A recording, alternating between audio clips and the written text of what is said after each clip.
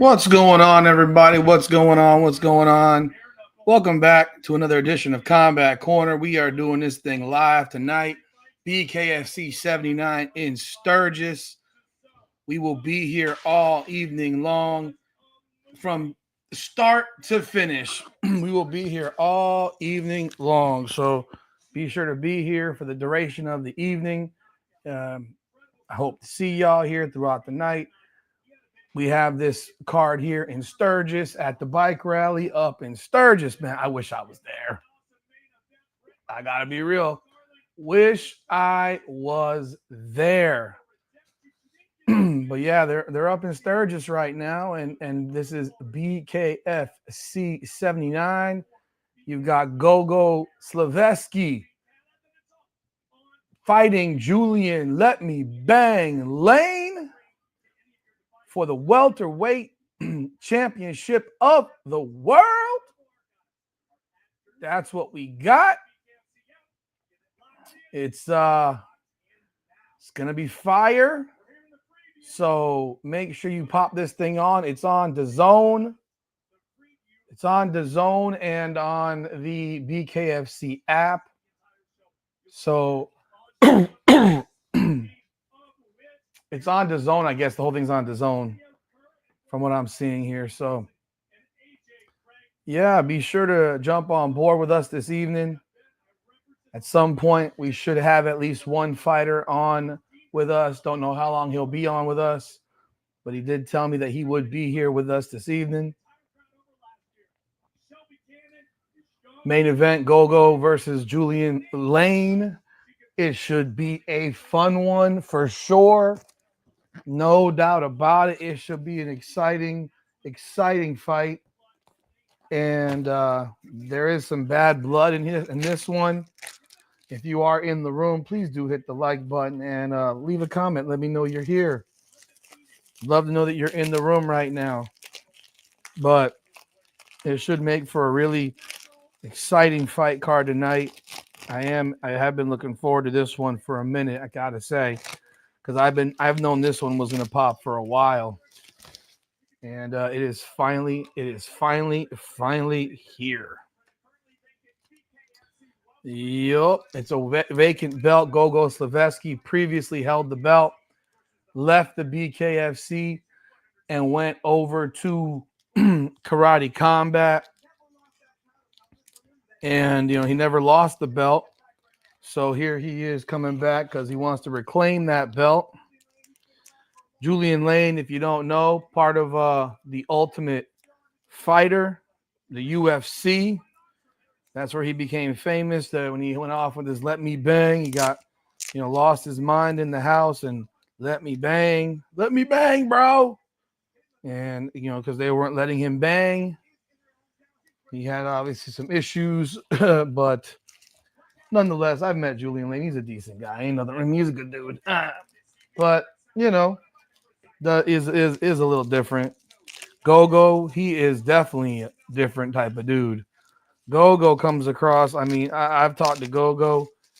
He is a very serious individual. People, because he's very focused. He says, so it's like because of the focus, people think that he's always mad.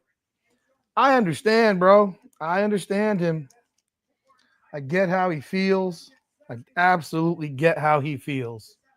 Because I am one of those guys myself who, is kind of serious. I know y'all see me in one particular light or what have you, but I am an overall serious individual. So I'm similar to him in the shorter in my day-to-day life, shorter responses like yes, no, and stuff like that. Even though I hate getting yes, no answers, you know what I mean? And you might think I'm very outgoing. It's always a possibility to think that, but I can tell you like this: I am not tremendously outgoing. I'm generally pretty shy. I know that sounds crazy, right? That must sound crazy.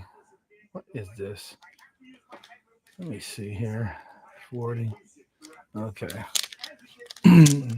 But got the first fight of the night coming up right here. Dan Goody versus Paco Castillo. The Gdoy. Gdoy has a huge favorite in this card. this fight. He is a minus 1176.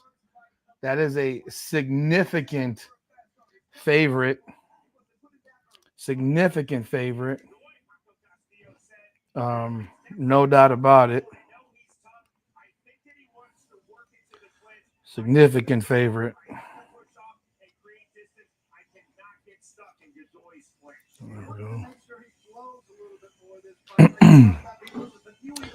But looking forward to this night of fights. If you're in the room here on the YouTube channel, please do hit the like button. I appreciate that. I do appreciate it. And if you're in the and also leave a comment. Let me know you're here. Appreciate that as well. You know, I know this is not what a lot of the people that follow me watch, but I hope I can introduce you to something different. And for those of you who are into combat sports, I appreciate you being here because this is my true passion. If you don't know by now, combat sports is my true passion. No question about it. No question about it.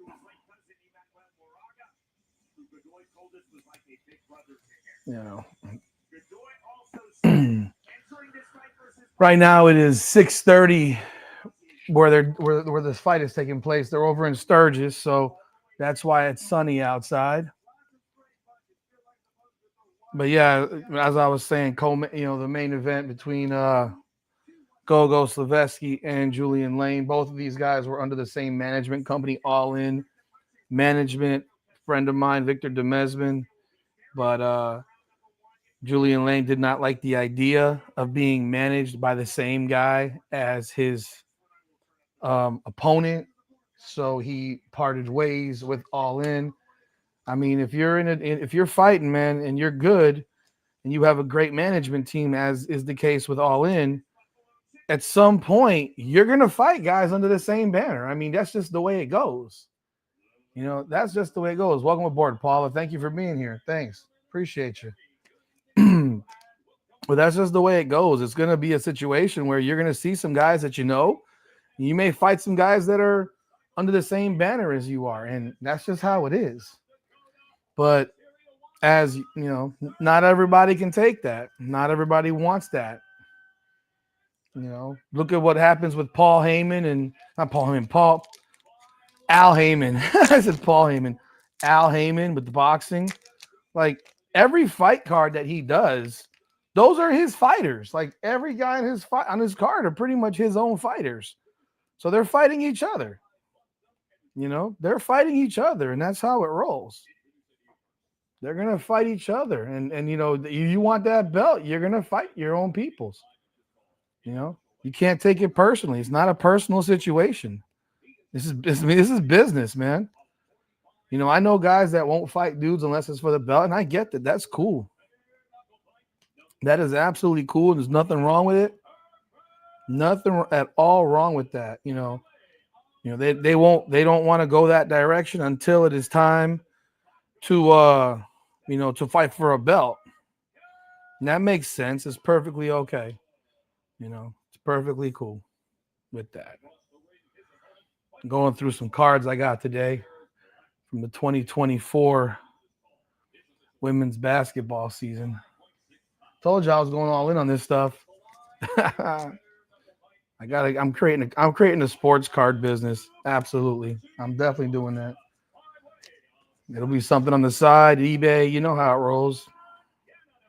You get on eBay, and I'm going to be an eBay seller. That's for sure. I used to live on eBay, but now I'm like getting caught back in because of cards and memorabilia.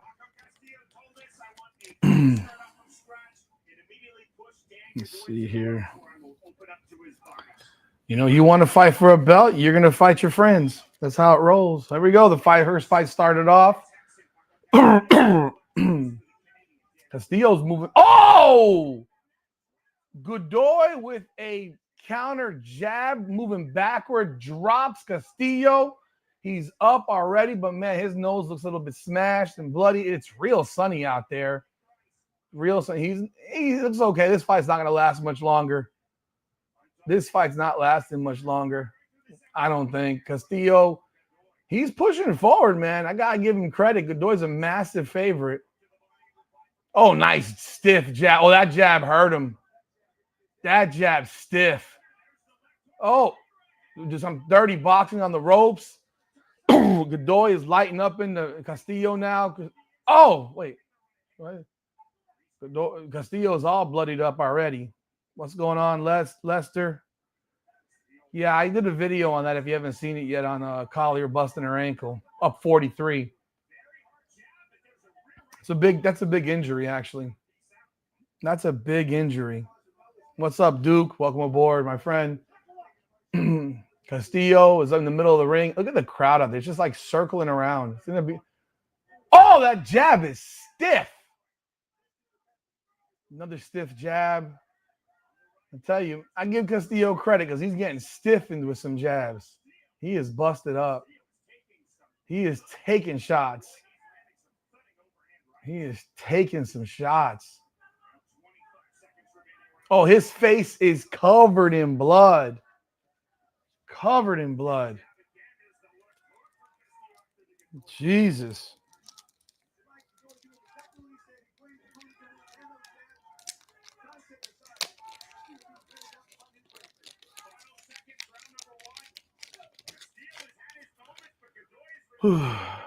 Gdoy has won this round. Oh, there's blood on the camera. Look at that shit. Oh, that's nice. That is nice.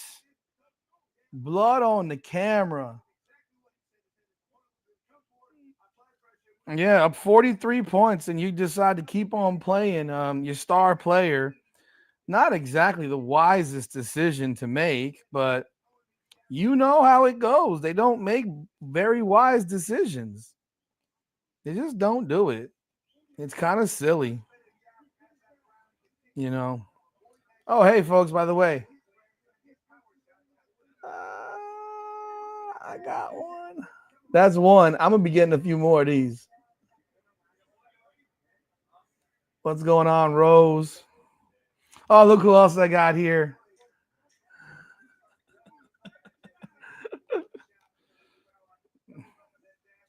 I'm just going through this stuff now so I can put it in their containers, in their sleeves.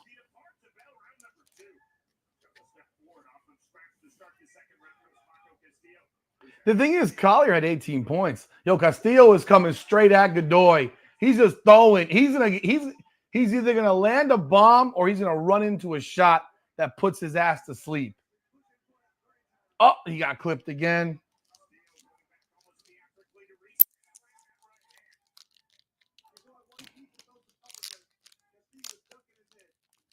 Yeah, Castillo just like putting his head straight down and going right in.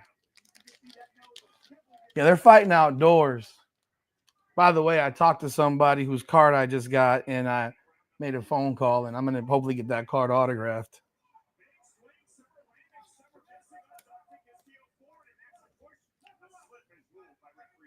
I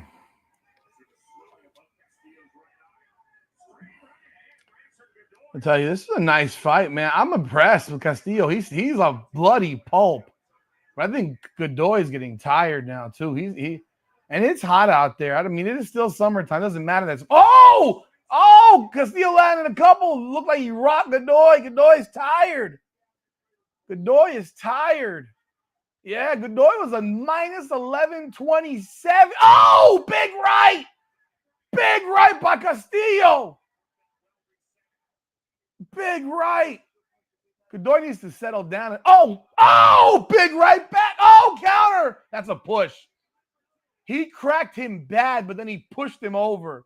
Oh, his nose is broke, man. Oh, God, he's a bloody mess. Where's my phone? I can take a picture of that man's face. Wow.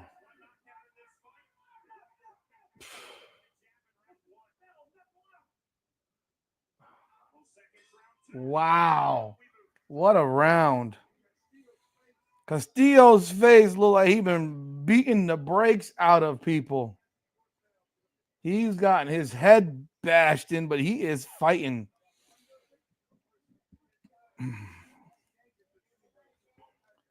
Wow. What a round. What a round. What's going on, Trzaski? Do I stream? Am I going to stream it on here? No. This is just like a watch party. I'm not streaming the actual fight on here. I can't. It would be the video would get pulled down so fast. I can't do that, unfortunately. I wish I could, but there are copyright laws. So no, I will not be streaming the fight on here, but I will be talking about it as it goes on. I presume you're a Gogo guy.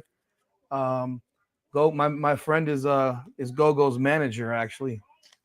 He's his agent. Look at this backdrop. This is beautiful. Look at this shit. That is beautiful. Look at that backdrop. Look at that backdrop. That is nice. We're going into round 3. Yo, I don't know if Gdoy's got anything left. He looks, I mean, he should win, but God, he looks beat, man. He looks hella tired. They're going to keep going. These guys keep fighting.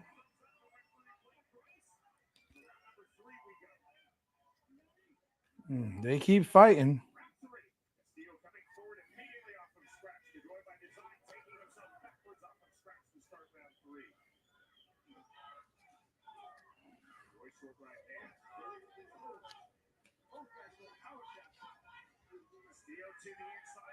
Tell you what, Castillo, give him a lot of credit because this man is coming forward and he's coming with aggression. He's coming hard, man.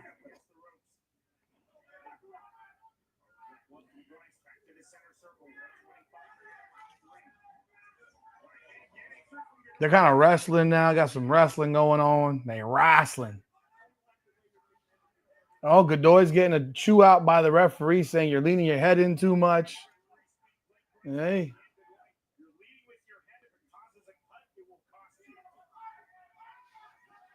I will comment on that Sun thing before, after this fight's over, because I know y'all interested in my thoughts, because I'm happy to talk about that, of course. Oh, big left by Gdoy. Yo, Castillo is a zombie, bro. Castillo is a damn zombie, bro. This dude is tough. This dude is tough, bro. Wow, he's a tough dude. Body shot. Oh, a big right, and he just shoved him over again. That's another push. That's a push. Knuckle up. Let's go.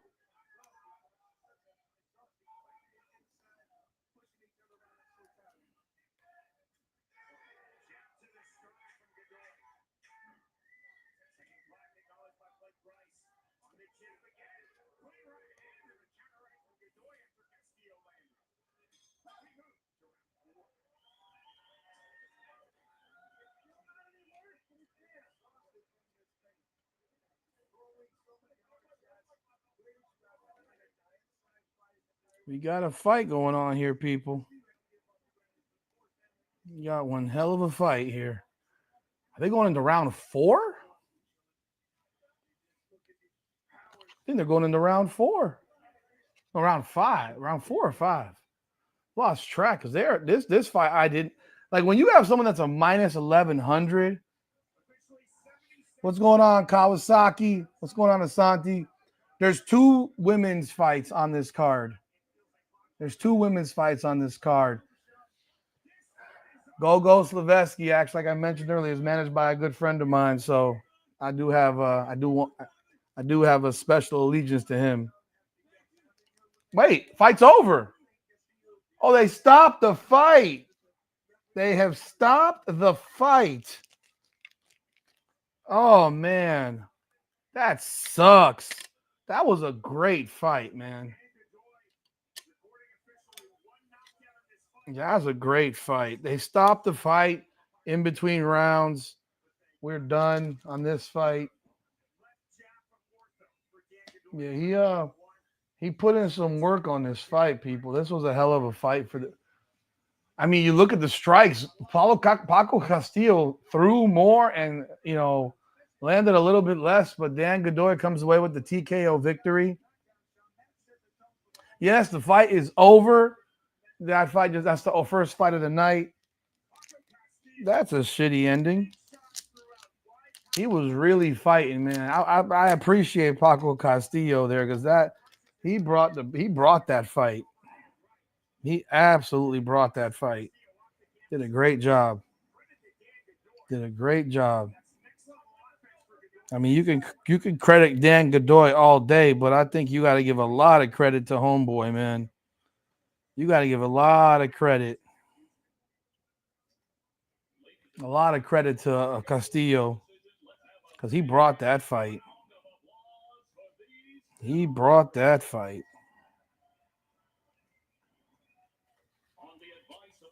The doctor stopped it. Yeah, the doctor stopped the fight. That sucks. That sucks, but I mean, Paco Castillo was definitely beaten up. He was definitely beaten up there.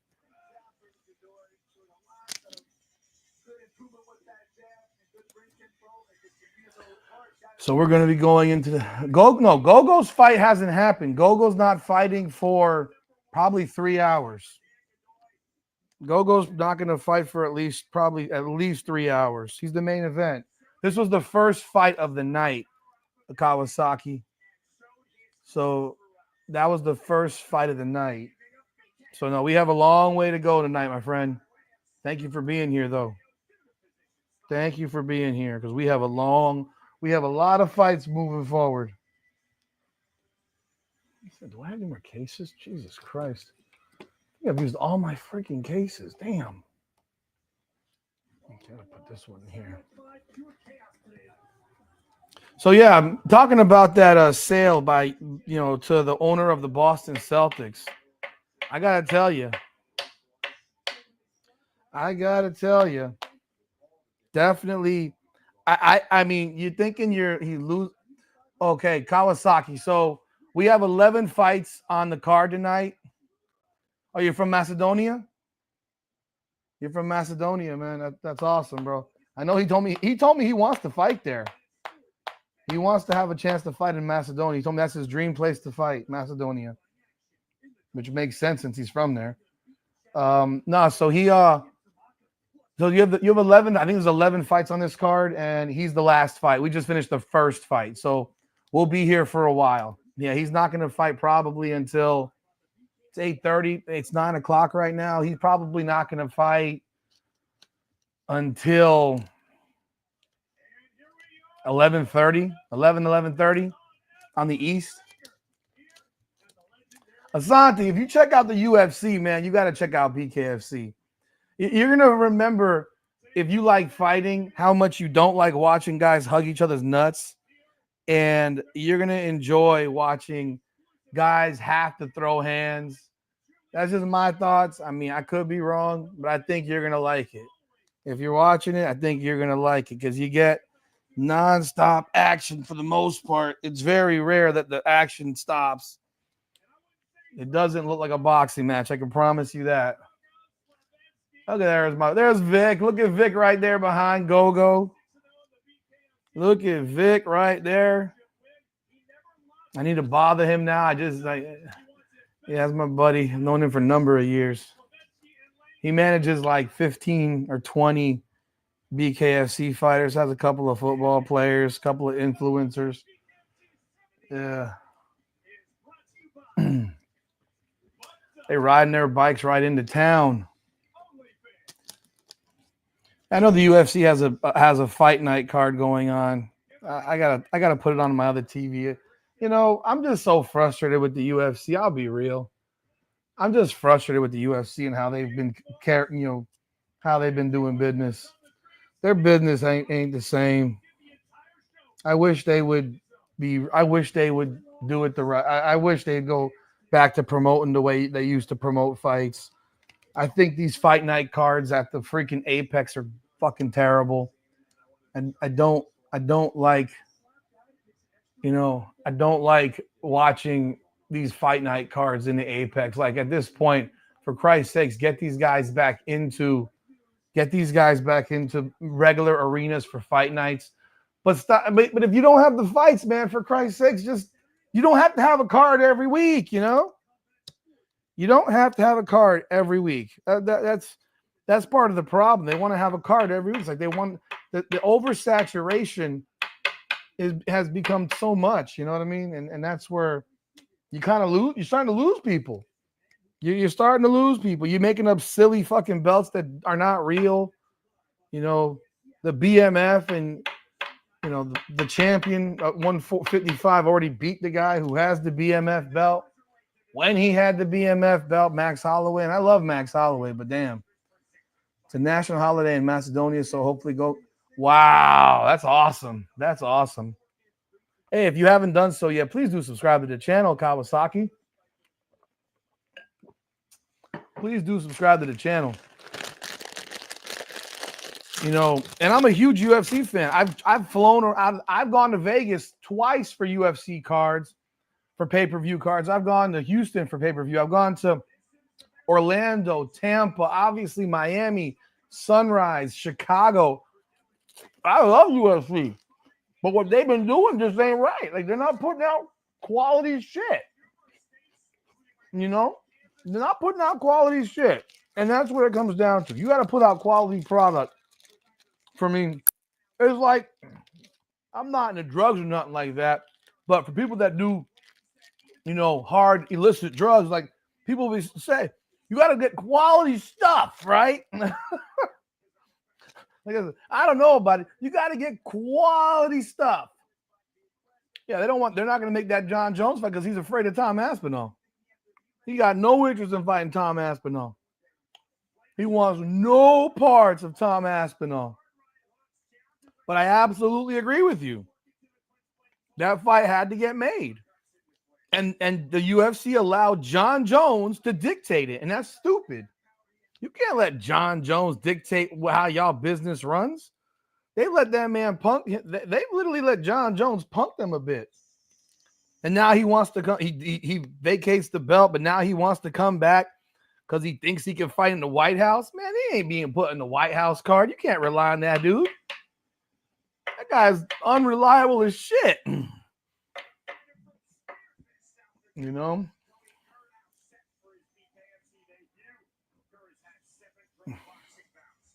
Speaking of that situation today with whatever they're called, who was it? Whatchamacallit? The sale of Connecticut. Here's what's messed up about that whole situation. And obviously, I think this guy doesn't like money either, but he knows better than I do. Think about this for a second.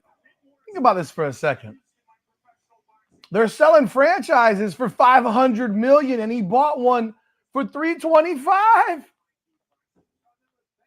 What do you think of that? What do you think of that stuff? That's crazy, huh? The man bought. They're selling new franchises for $500 million, and he bought one already in the league for $325. If you just bought a franchise, what are your thoughts right now? I'd be pissed. So, I mean, by the letter of what's going on, he got a deal. He got himself a bit of a deal. You know, it's kind of funny. We're on to the second fight of the night.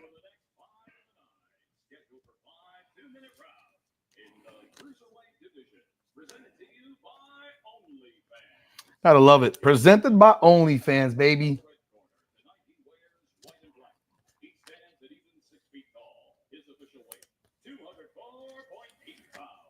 He holds a combined combat sports record of 8 fights, and tonight makes his BKFC debut, fighting out of Port St. Lucie.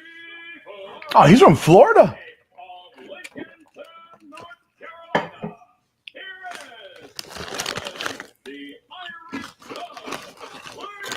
But think about that. If you paid $500 million for a franchise, and you just saw someone else buy the current one for $325, wouldn't you be pissed off?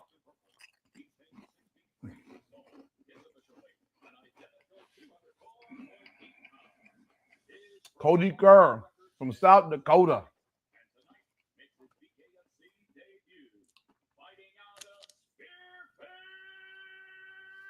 Yeah, he's Native American for sure. Spearfish.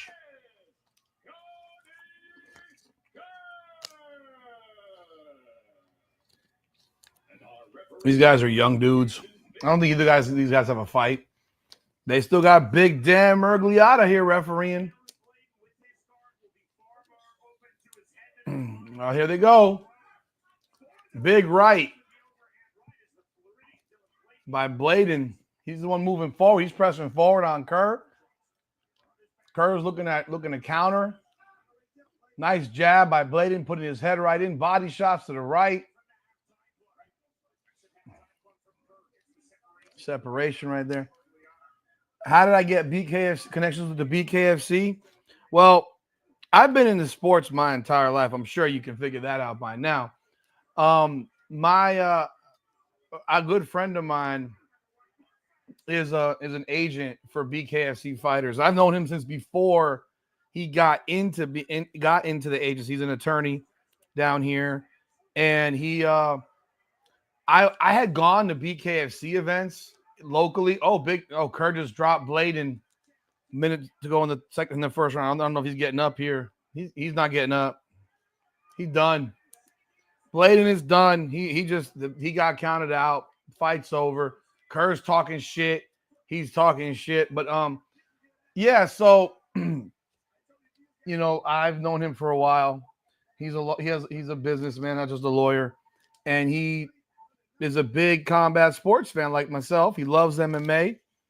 He's a big UFC fan, and he decided, he wanted to start an agency. I remember when he decided it. We were talking about a name, and then the dude he started getting BKFC fighters. He got into the BKFC because BKFC is still moving from the ground up.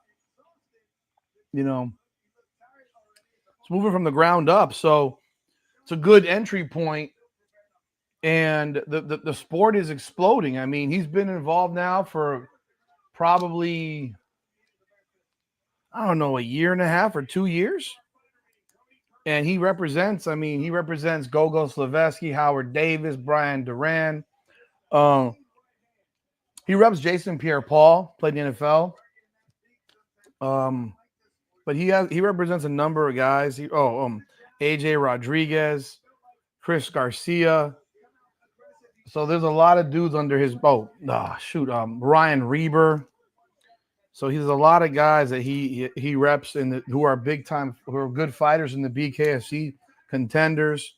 He used to rep Julian Lane, but Julian Lane didn't like the idea of being represented by the guy who he's fighting, which is his choice. He's entitled to make that decision. I think it's stupid, but because he was making more than he ever made in his life with my boy, so But you do you.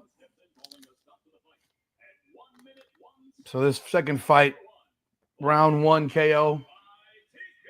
How is that a TKO? He didn't get up. That's a knockout. This guy's got no middle tooth. All right, Cody Kerr. I love this sportsmanship right here. This is what it's all about, Sturgis. What we love. You say you started it. They're about to fight again. But BKFC guys it's growing. The Conor McGregor edition has definitely helped. It's helped them in notoriety and respect and the whole nine.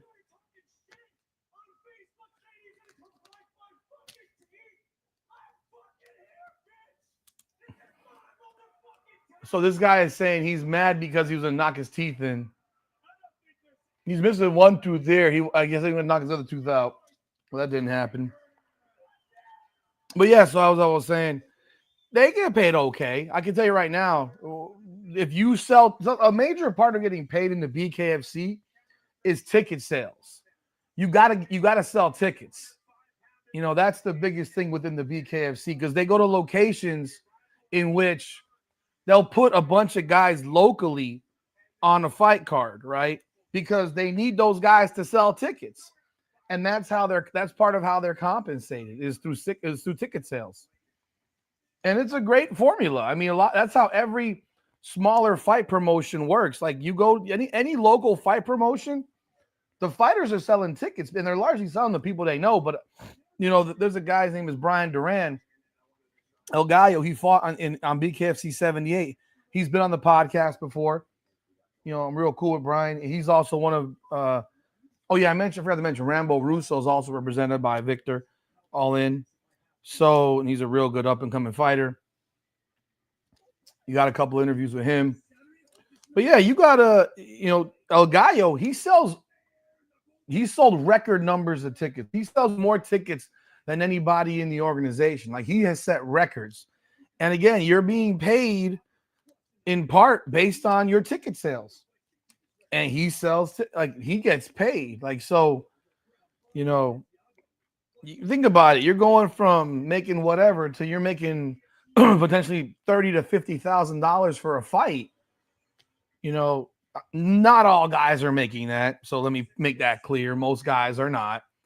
But for let's say Mike Perry, who fought in the UFC, he's probably been making close to $500,000 for a fight. Like he's not fighting for anything below a certain amount. Luis Palomino, he's not fighting for $30,000. Those guys ain't fighting for $30,000. They're fighting for probably six figures. So they get paid okay. I mean, the ones that have become established, it's like anything. The UFC fighters don't get paid shit unless they are, doing some work. I mean, doing some big things. They're not getting paid. Like 12-12, when you think about it, for all the stuff they have to go through is.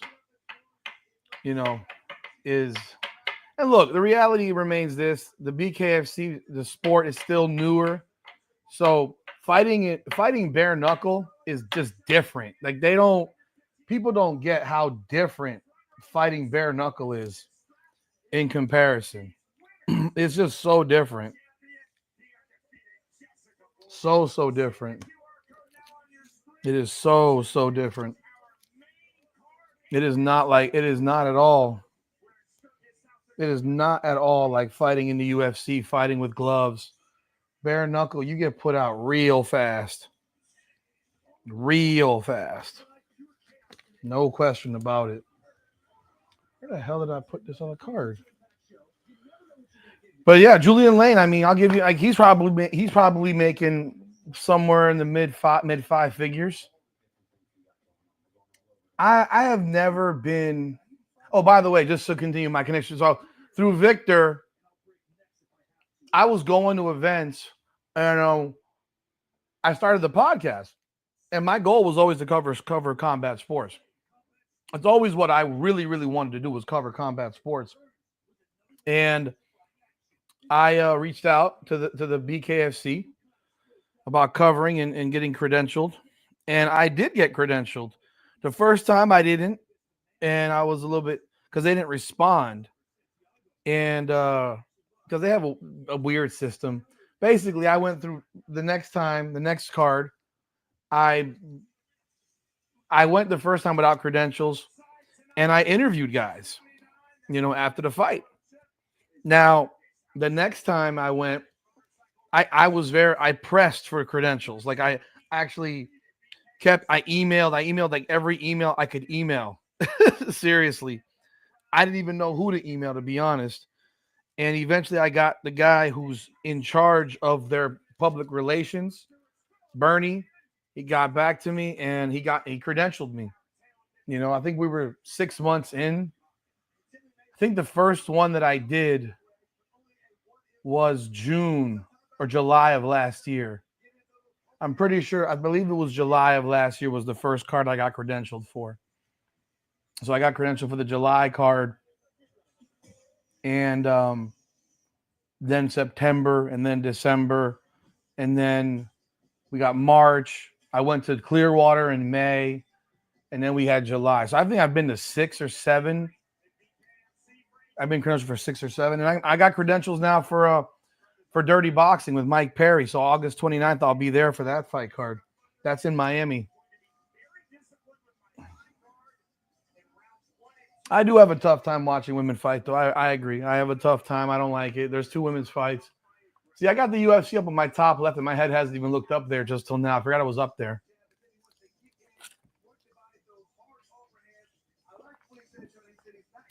Bruce Buffer said he was going to be commentating for at least 8 more years, doing the introductions.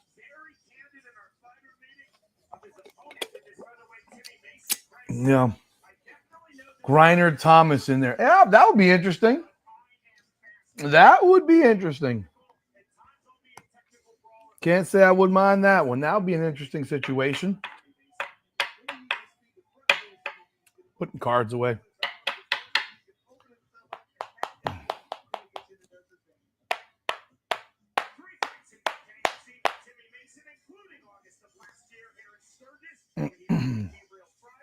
Where's my phone? Here it is. I got to get more slabs.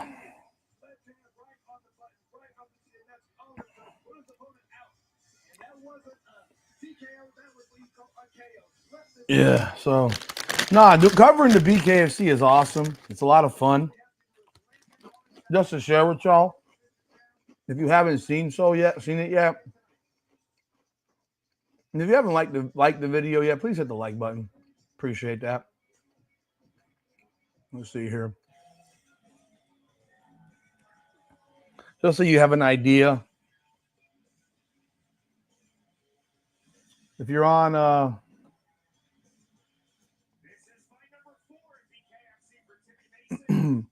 if you're on the main YouTube page, this is the Combat Corner Fight Network YouTube page. Please hit the subscribe button for that one. And of course, if you're on Combat Corner, come on over here and subscribe to this one as well. It's being played in both locations right now, so please do subscribe to both channels if you haven't done so. So here is just an example. I'm showing you off the back end. Okay. Let's see here. Let me share this with y'all.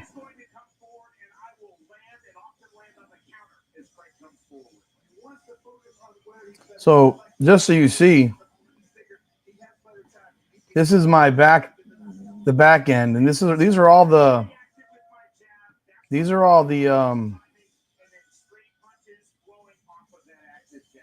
what do you call it?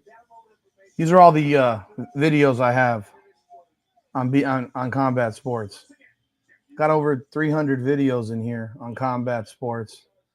A lot of these are, interviews with fighters, more detailed videos, like trying to get to know these guys and tell their stories, men and women. These are all full videos. They got shorts. I don't post shorts as much over here as well anymore, but definitely go over there and check out and you hear some stories. I mean, there was a couple guys that floated over from Cuba, like literally floated over from Cuba. So yeah, definitely check out those videos, because there's some stories, man. These people, some of these guys have some serious stories that would blow your mind. Absolutely blow your mind.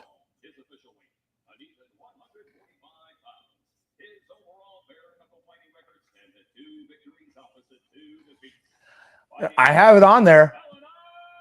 I have it there to put out all subs. It says it. It's clicked. Or maybe it's because it's a lot. It should. You have to ring. If you don't have the bell rung, I mean, let me see here. I'm pretty sure it does have that setting. I have that as a permanent setting.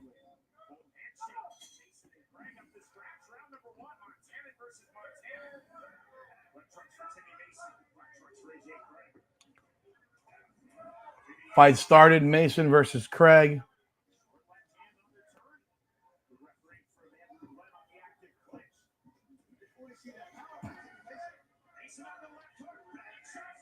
Mason has dropped Craig. Big uppercut.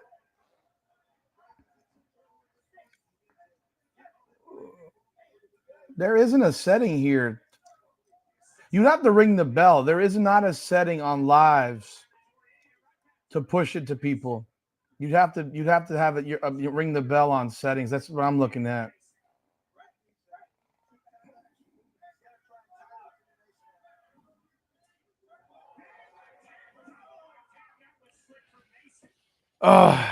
I don't know how to do that. I have to. I don't even know how to use Twitch. I'd have to look that up. I'd have to look that up because I don't even know how to use Twitch. I'll just be real. I don't even know how to use Twitch. Just being honest. I'm learning new technologies all the time, and I am so behind on the technological stuff. You know.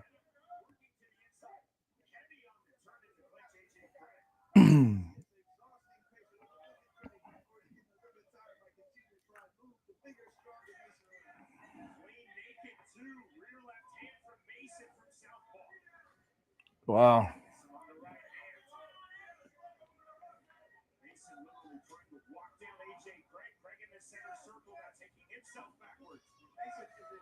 Oh, another knockdown for Mason. Oh, his left eye is busted up. Is he going to get up in time? He's going to survive to the next round? Wow, tough mother, man. Oh, the bell, the ring, the round is over. Homeboy Craig's left eye is all busted up. He's busted up. I'd have to figure out how to do it on Discord. Again, I don't even have Discord on this computer either. This is my laptop. As you can see, my station behind me. That's where I sit typically.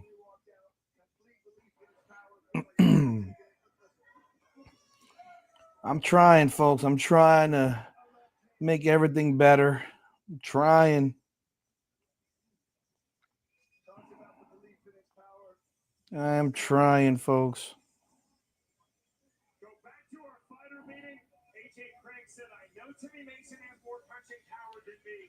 Nah, that fight won't get stopped. That's going to go to the next round. They're looking at him. They're going to look at him, but I mean, they're not going to stop it on that.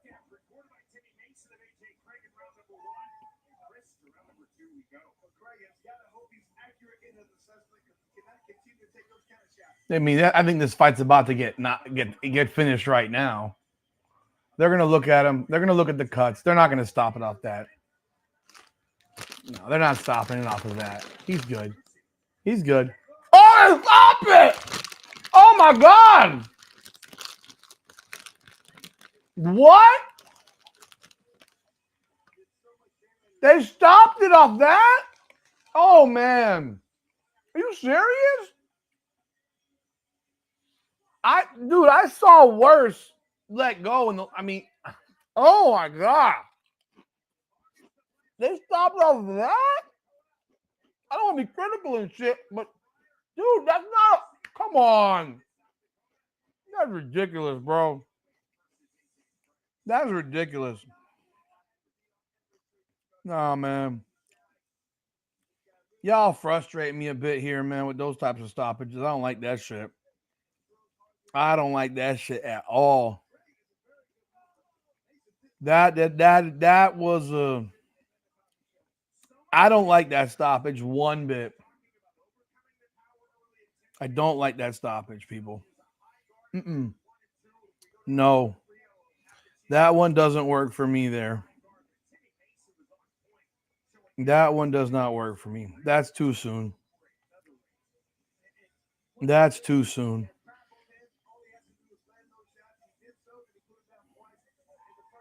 Yeah, I can't say that I'm a fan of that stoppage. I am not a fan of that stoppage. I know.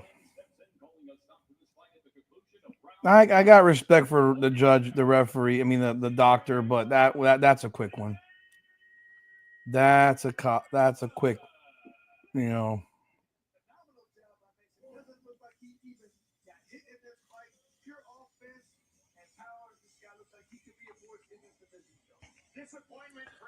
Win for Timmy Mason.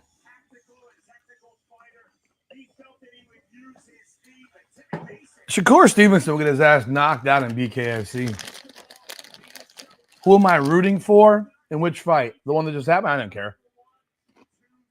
I try to avoid having rooting interest for guys because it gets you in trouble because I'm covering it. Now, I typically want my guys, fighters, to win because it helps him. He's my friend. But if they don't, they don't. You know, I don't have any true allegiance to guys. There's a few guys I'm really cool with. I'll be real. I message fighters on a daily basis. Gogo versus Lane. Who do I think's gonna win? Gogo. I think Gogo's gonna win. I think Gogo's gonna win. Yeah, I think Gogo's gonna win. And I think he's gonna win probably inside 3 rounds. I think he's gonna win inside 3 rounds.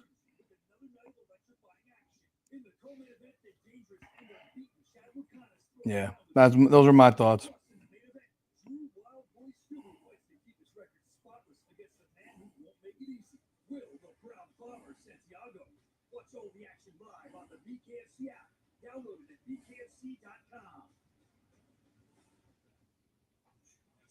Yes, indeed, the fans are filling in. Here at Sturgis and the Buffalo Chip, we want you to be a part of the entire show. Scan the QR code right there on your screen. Get to the Zone app and get in for BKFC 79.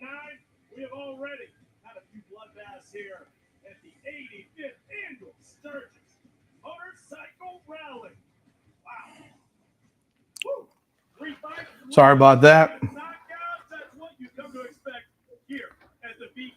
MJ, yeah, welcome aboard. If you haven't done so yet, man, please do subscribe to the channel, man. Subscribe to the YouTube channel. Subscribe to follow on Instagram and Twitter. Appreciate you being here. Yeah, I think that Gogo wins the fight. I think he's a better fighter than Lane. This is my opinion. It's not personal. It is not personal.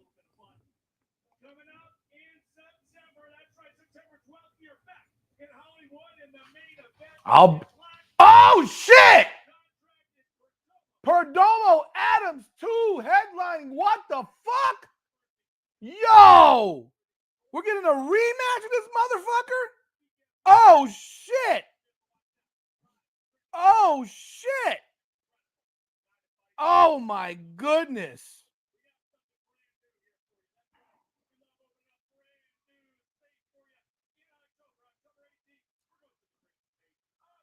They're going to Indiana, Hammond, Indiana on October 18th. Hammond, Indiana.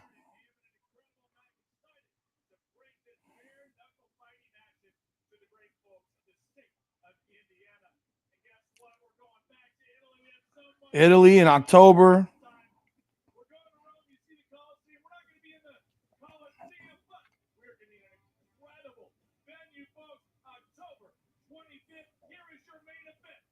For BKFC Italy on October 25th. The Cruiserweight Championship is on the line as the dominant champion Chris Cabosi defends against Alessio Sakara, who just made his first. We got a rematch. Arnold Adams and Leonardo Perdomo. Adams, you get another shot here, bro. Make the most of it. You better make the most of it, my guy.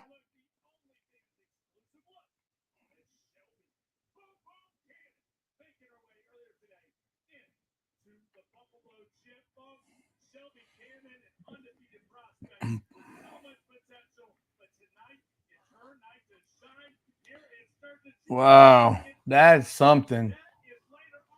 Where can you watch for free? I don't know. I'm not streaming the actual fight. This is like a watch party. This is not. You can't stream these fights. There's copyright, so I don't want to lose my fight.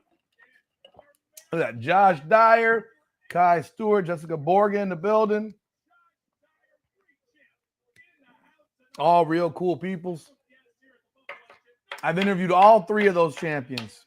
If you want to find out about them, go check out the video on my channel. on the Combat Corner channel.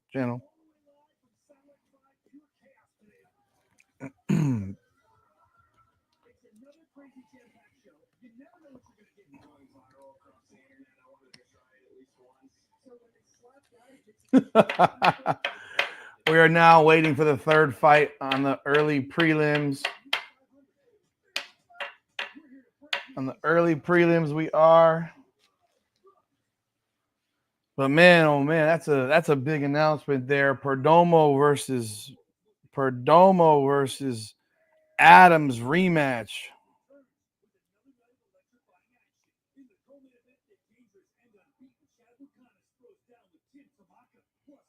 There was some controversy on that fight. I really don't think it necessarily. I don't know that it needed a rematch. I gotta be honest. And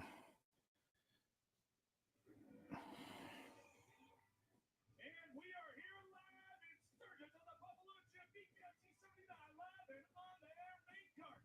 Ready to roll live here at the Global Hope for boxing. This is the zone. Your next fight on the way. Let's go to your tail of the tape.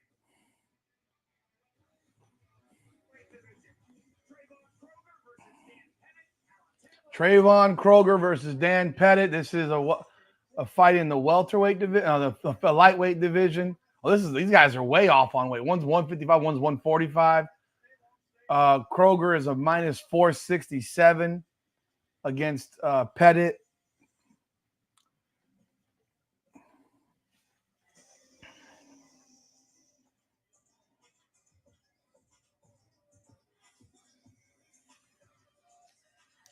Wow. That's a big announcement right there. I'm a little bit surprised. I'm surprised, but I'm not. I think they needed to.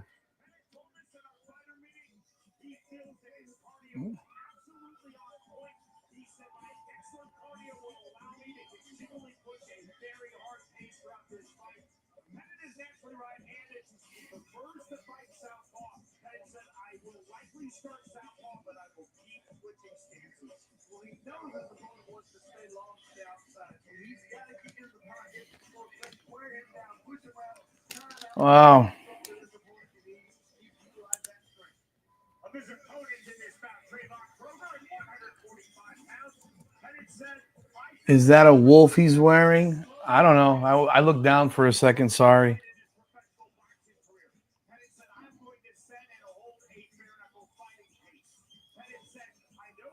Uses his reach well. I cannot get stuck on the outside. I have to work to the inside with smart pressure.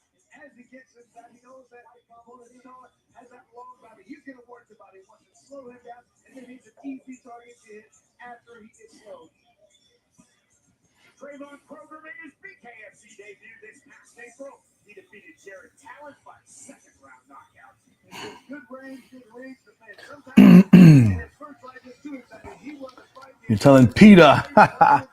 Yeah, I'm gonna be real. I don't know how some of the Caitlin Clark fans managed to do this stuff where they're staying up all night for games. Like, that couldn't be me. I'm being real. That could not be me.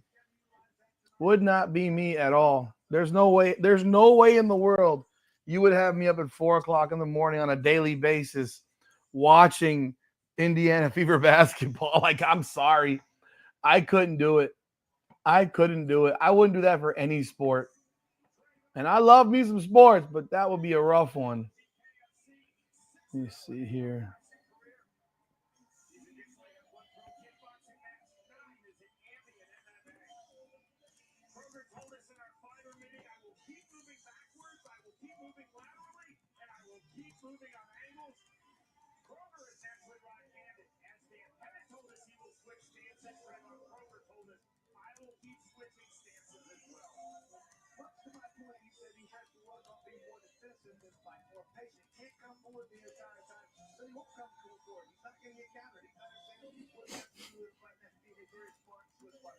Chris, you and I hear a lot of common responses, common answers in our fighter meetings. I'm closing in on 5,500 pro combat sports that I broadcast, so it's about 11,000 fighter meetings. Trayvon Kroger said something I have never heard Let's see here. from a fighter in any pro combat sport. He said, I have not All right, what language y'all speaking in? Is that Macedonian? Are y'all chopping it up in Macedonian here? I don't speak Macedonian. Y'all live in Macedonia right now? Appreciate y'all being here. It's pretty cool, man. Y'all live in Macedonia right now? You said it's a holiday. Yeah, I guess you did say you do live there. It's pretty badass that you're up this late. Usually that's what happens. You know, that's funny. Usually the guys with those like covered in tats, it's not all the time, but a lot of the time, the guys covered in tats get absolutely sparked. It's kind of fucking funny that, you know, in like regular life, people on the street like, oh, we got all these tattoos. I mean, I have some tattoos, but I ain't fighting nobody. But it's just funny to me. Those are usually the guys that get absolutely sparked, is the guys that have all those tats. But I have no idea. We'll see. We'll see what happens. We will see what happens tonight.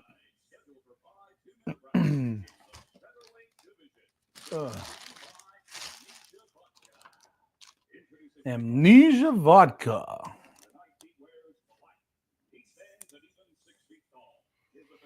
Daniel Pettit. Wait, he's the throat tattoo guy?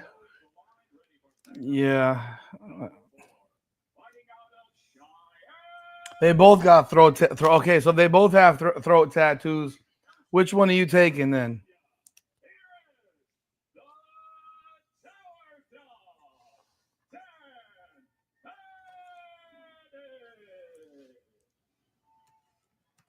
And across the ring, his opponent, fighting out of the blue corner. Tonight he wears black and white. He stands 6 feet 3 inches tall. His official weight, 144.6 pounds. His BKFC record stands at 1-0. Fighting out of Sioux Falls. I'm going to take the guy from Sioux Falls, South Dakota. He needs to represent his home city. I don't know how far Sioux Falls is from Sturgis. Sioux Falls to Sturgis. Shit, that's 5 hours away. God damn. That state's man, that's like, that's funny. You're going from one side of the state to the other. Dude. That's like you're going from eastern South Dakota to west South Dakota. Shit. Let's see. We got Pettit coming forward. They're scrapping. Oh, Kroger's backing up, looking for the counter. Oh, Pettit's making this a dirty fight. He's trying to grapple hard here. Oh, big overhand right. Uppercut the other way. Oh, big right. He's throwing heavy.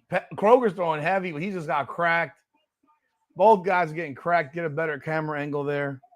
Yeah, so Sioux Falls isn't anywhere near South. It's just the same state. Trayvon, who is he named after? I don't know.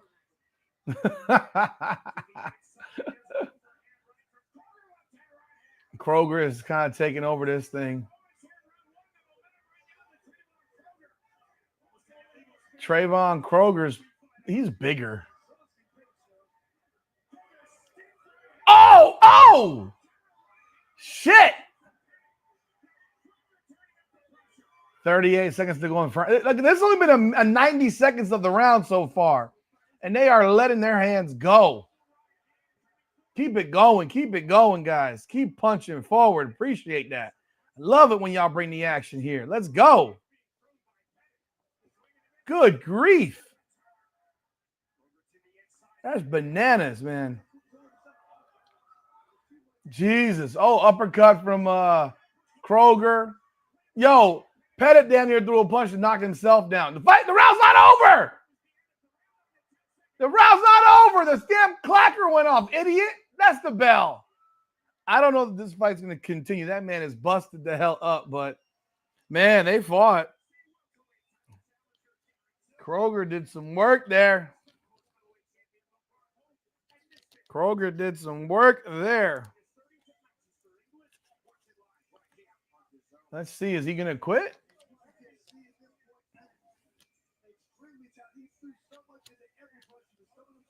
Don't stop the fight, man. I want to watch this fight go on. Dude, he got clipped. Damn, you got the round was over, bro. You got to pay attention, homie. You know when you got a guy that this is probably his first fight. that's what happens. And he's fighting. He's going to continue to fight? Are they? No, the doctor going to look at him now. Fight's over. They stopped it. I think Pettit asked out. I don't think they stopped it because of the cuts. I think they. Bear Hill has not fought yet. I think Bear Hill fights in. Let me see. I think is he the next fight? Bear Hill has not fought. He fought here in March in South Florida. Let me see. When is Bear Hill fighting? Bear Hill's the next fight. He fights Billy Swanson.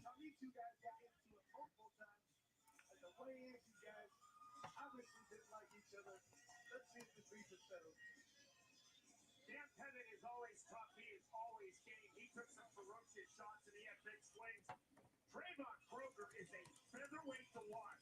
6-0 in pro boxing, 2-0 in BKFC. He has movement, he switches stances, he has the creativity, and he certainly has the technique. Not only that, Sean, but he took some hard shots in his first fight in the same, so he showed not only does he have that ability to be slick, not get hit, but when he does get hit, he can hit. Yeah, so what Bear fights next? You grew up with Bear Hill? Wow, and I saw him fight down here, man. He looked like a bear. He looked like a bear. He puts my beard to shame. He puts my beard to shame. Like, I got nothing on Bear Hill. On the advice of the red corner? I thought that'd be on the advice of the doctor. Interesting.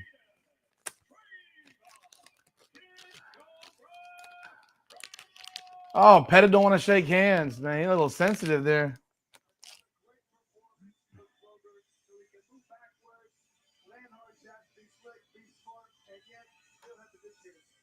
Wow. The corner stopped the fight. He wanted out. Or his corner stopped it because he got his ass whipped. It is 9:42 right now. We got 7 more fights. I think that you probably got about an hour and a half. So if you want to time it, I'm thinking you probably got an hour to an hour and a half before the main event. Just so if you want my opinion on it, that's my guess.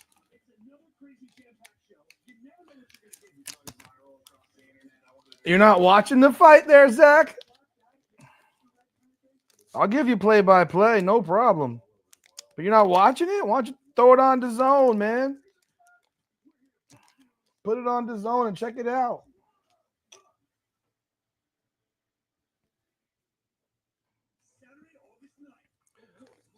No, the women fighters are scary, man. These girls are nuts. These girls go crazy, bro. Like, you gotta. Yeah, there was a fight last year between Christine Faria and Christine Vincents.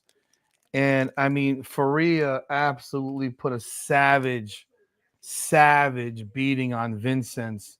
And Vincents just ate everything. I mean, the fight got stopped, but she was a bloody mess.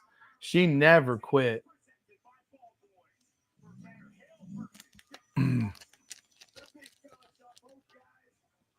So Bear Hill's coming up now. He's a 227 favorite over Billy Swanson, 6'2", same reach, pretty much they're the same size dude. Yeah, I saw Bear Hill's last fight in person. I believe he was the underdog in that fight, but he got the job done.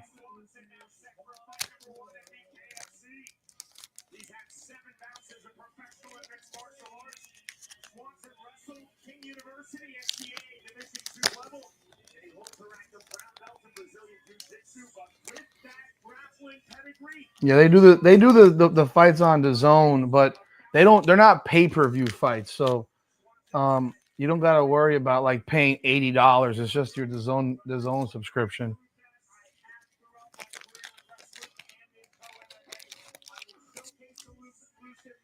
And the Woods as a team, oh my god. He fought in the woods against what, a bear? Is that why he got the name Bear? He fought a bear in the woods and won.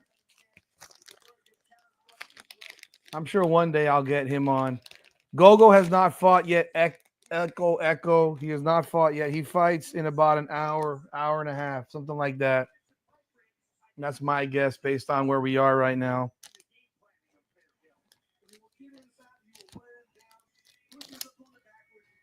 Ugh.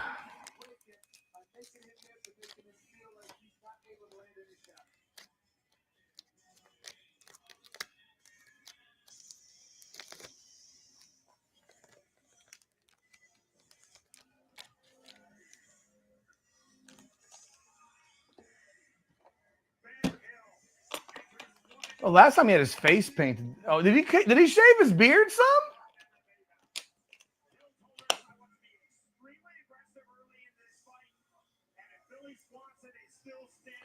Gogo versus Lane will be like in an hour, like I said.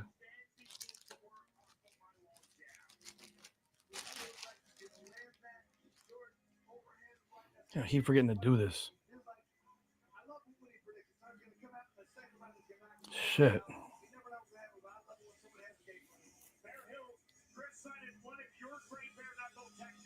He sent his shoulder bump to the uppercut on the inside, something you do better than I think anyone on the planet. Bill said, I will find openings off of my jab. Billy Swanson, I believe, is mainly a ground fighter in MMA. I think he's going to keep rushing forward to the clinch. I will then step back, and then I will turn over my power punches with a solid base. Use a lot of base, use a lot of traps, wait for him to come in and catch him, and then the punch right when the movement comes forward. Here's Jeff Houston. Ladies and gentlemen, we are set for the next fight of the night. Scheduled for 5 2-minute rounds in the heavyweight division. Presented to you by Ball Boys, skincare for athletes. Introducing to you first, fighting out of the red corner. Tonight he wears black and gold. He stands black and yellow, black and yellow, black and yellow, black and yellow. 64.8 pounds.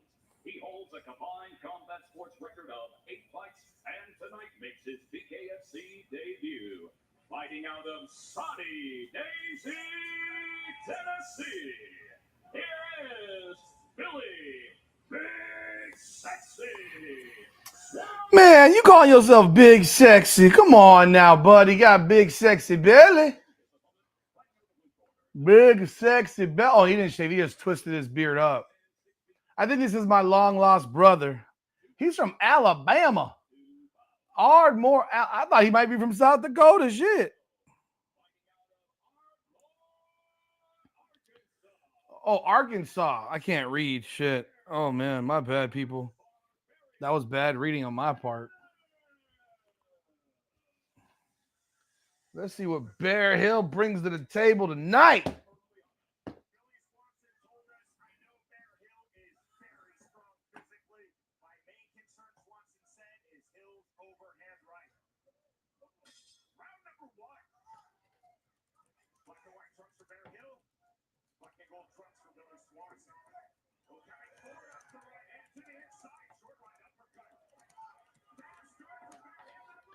They're going right at it.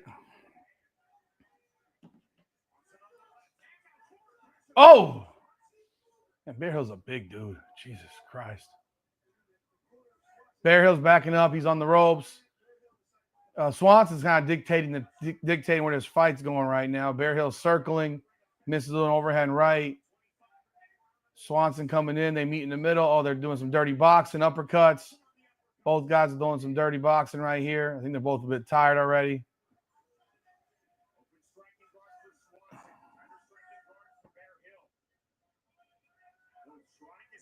I'm watching the fight right now. The Gogo fight is on in about an hour and a half. Oh, Neil Magny's fighting again. Look at that up top. Nobody cares. I think they both got tired real quick. Big overhand right by Swanson. He misses. They're doing some dirty boxing inside, clinching, some uppercuts. Oh, no, that's a slip. That's a slip. That's a slip. Bear Hill's in the middle of the ring. Oh, Swanson moving forward. They're both right, pretty much in the center of the ring. They're both tired. You can tell already. Nice left, body shots. They both have some softness in the midsection. They could probably look at some body shots. Jab by Bear Hill.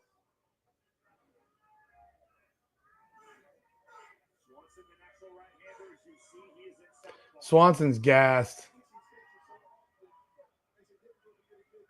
Swanson's totally gassed. Oh, overhand right by Bear Hill. End of round one. If you want me to, I will. Alexander Zadrowski. Zadrakowski. If you want me to comment on the fight while it's going on, I'm happy to do it. I'm happy to talk about the fights as they're going on. So I don't know who's watching or who's not. Like, you know, these are on a paid stream. So if you want me to comment on it, I'm happy to do it. If you don't, I'll shut the fuck up. Whatever you want.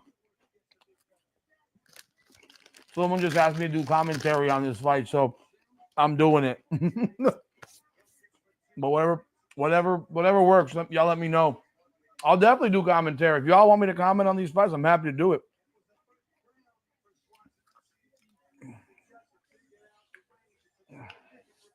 Both of those big boys got tired. You can tell as the round went on. They had about 45 seconds of gas.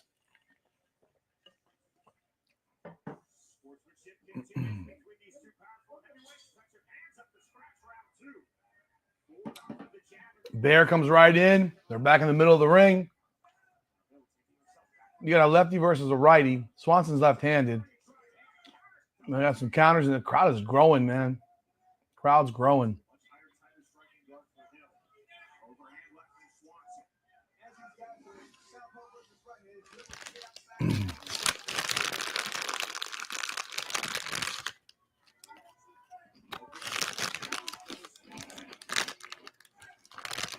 This is not a very action-packed fight right now. They're just kind of staring at each other. Not much going on right from Bear Hill. Another right by Bear. He's coming forward. Swanson's trying to come back with a left. Well, a lot of just sizing each other up. Not much action here. A lot of hand pawing and shit. They're literally just standing right in the middle of the ring right now, and they're just looking at each other. It's kind of crazy. People get a little frustrated if this is what they're going to do. Oh, now they're on the ropes again.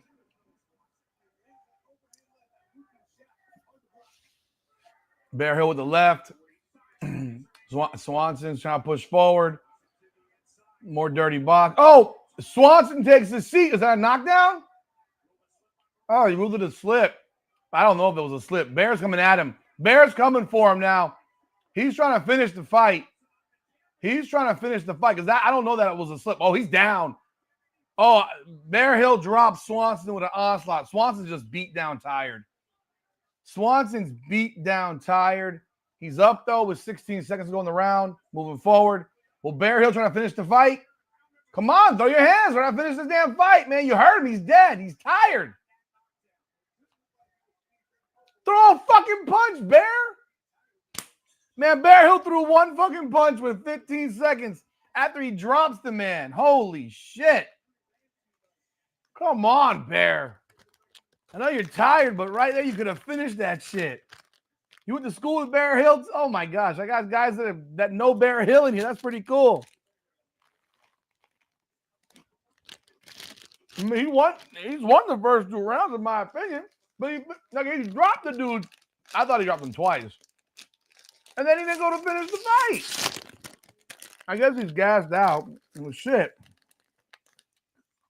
The internal dialogue of Big Sexy. He ain't feeling that sexy right now.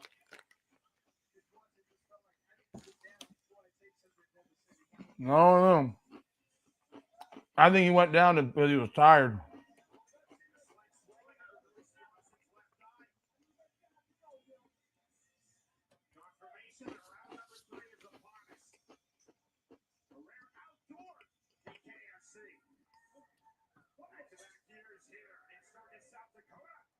number 3.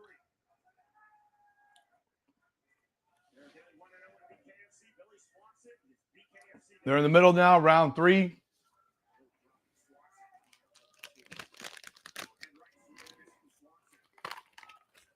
Not much. We're just looking at each other again. Bear Hill's moving forward, pushing forward. Big right. Swanson's on the ropes. He takes the seat. That's a knockdown. Swanson's done. Swanson's done. He done. He got up.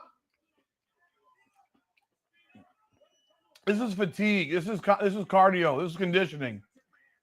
This is cardio. Oh, he's just covering up right now. Bear, throw punches, bro. The man's ready to go out. About an hour, so I cannot show the fight, unfortunately. Copyright.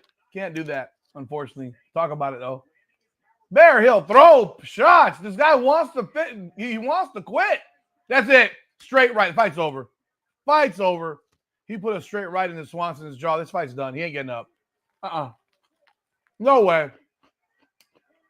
Fight's over. Bear Hill knockout.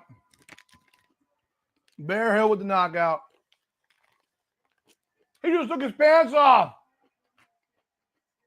He just threw his pants off under the crowd. Ugh. He's posing now in the ring.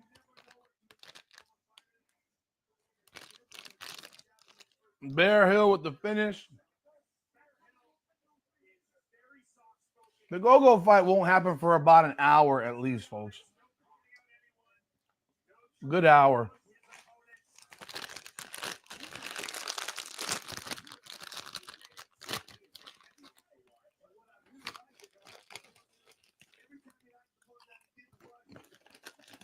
I don't know who caught them. That shit was gross. Did you see that? That was gross. That stiff right. That dude was like, I'm done. I've had enough. I've had enough.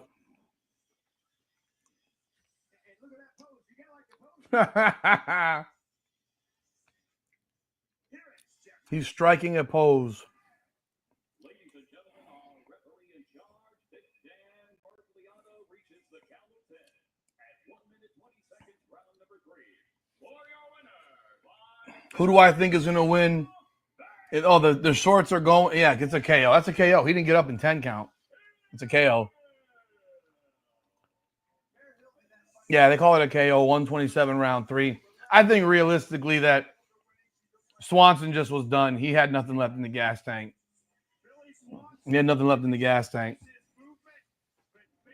But yeah, those trunks are gonna go on eBay because someone caught them sweaty ass, musty ass trunks. Really, there's more like a tie around his actual shorts. Not so much. It's more like a dress that he was wearing. You know. Who do I think is going to win Gogo, Julian Lane? I think Gogo's going to win. I think Gogo wins the fight. I think he wins it by third round stoppage.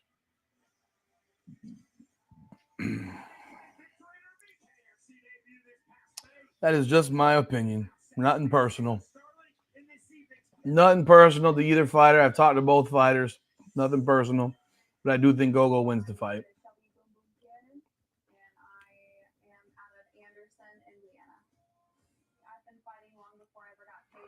This young woman, Shelby Cannon, is on the co-main event.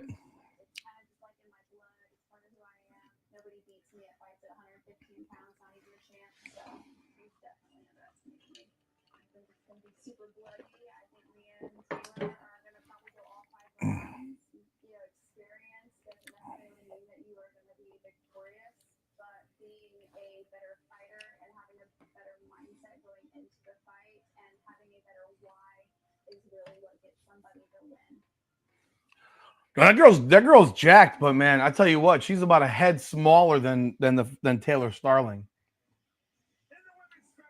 The girl on the right should be a model. I mean, a tatted model, but she looked good. This fight's at 145. This is a featherweight. So she missed weight by 7 pounds. Jesus Lord, she missed weight by 7 pounds. She's a sizable favorite. Born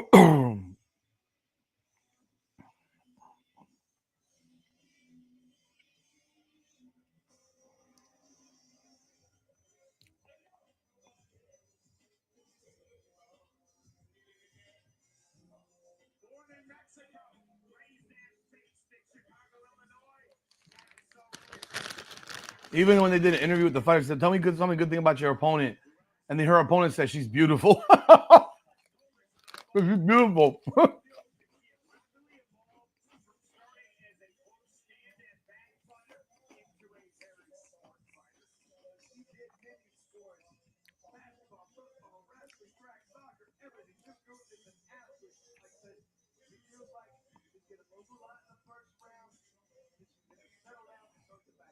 Willis also told us, I want to be aggressive, but never reckless. I'll angle my way into the pocket. I will not be a stationary target for my opponent, Cheyenne Pitlick. I will keep throwing my jab. He doesn't want to glitch in this fight. Just like the opponent's taking throws with the knee in the pocket. There's no combinations with Ruelas said, I have no doubt that Cheyenne Pitlick, my opponent, this women's featherweight bout, is a lot stronger than I am. Therefore, I cannot allow Pitlick to control me in the clinch. I'm going to make her chase me. I think that will wear her out. And then when she is tired, I will turn on the pressure. She is moving, son, in and out, and not let her opponent get there and figure out where she's going to be. In and out. And these girls are, I don't know. Yeah, the girls who were fighting, they're the co-main events at 115. They both made weight. But to miss weight by 7 pounds, that's ridiculous.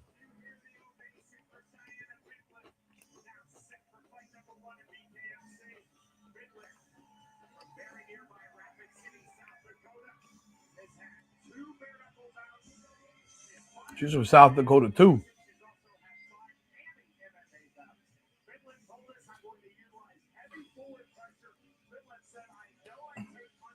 Oh, Neil Magny won above. I got like 100 right now, man. I'm like 100 years old.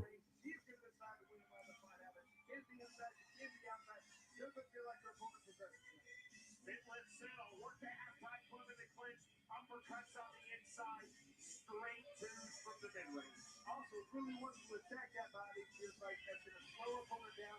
Has bare knuckle experience, knows that attacking the body really is effective. Back we go to Jeff Houston. Ladies and gentlemen, live on the zone. We are set for the next Live on the zone, baby. in the women's featherweight division. Presented to you by Ford Irish Stout. Not here to take part, here to take over. Introducing you first. Fighting out of the red corner, tonight she wears black camouflage. She stands 5 feet 5 inches tall. Her official weight, 145.2 pounds. She holds a combined combat sports record of 7 fights, and tonight makes her BKFC debut. Fighting out of Chicago, Illinois. Here is She's from the South Side. I don't know what South Dakota's known for. Native American tribes? I have no idea, really. No idea.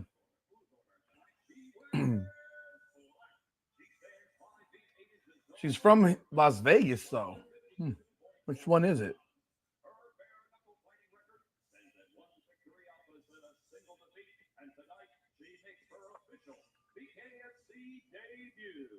fighting out of Las Vegas, Nevada, by way of Sturgis. Oh, she's from Sturgis.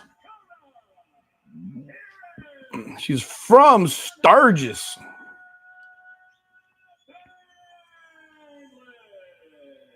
What's today? Shit, I forgot what day it was. God damn. Marcel Ruelas told us, I will focus on my defense in round number 1.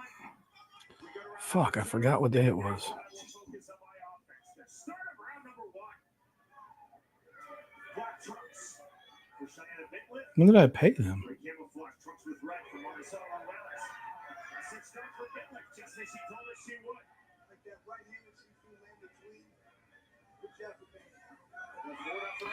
So we got Bentliff coming forward. Ruelas on the outside. Oh, she fights at 125 and she went up 2 weight classes. Oh, gotcha. But the fight was at 45. Oh, shit! Overhand left drops her. Yo!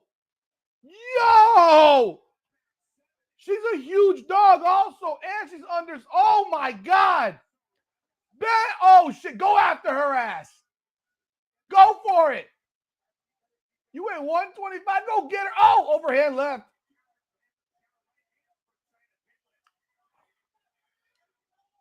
Oh, she's going for that overhand again. Move out the way, ref. Get a better camera angle.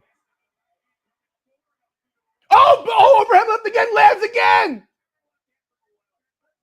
That left hand is landing on overhand left. Throw it again. She's wide open. Throw that shit over and over again. You're going to land it on her ass. Come on. Oh, come on, girl. Now that I know that she's a 125er fighting at 45 and the other girl still misses weight, fuck that. I want her to win. Whoa. I think that woke Bentliff up a little bit. Damn.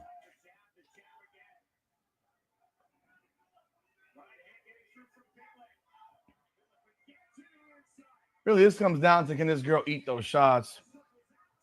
End of round 1. Wow.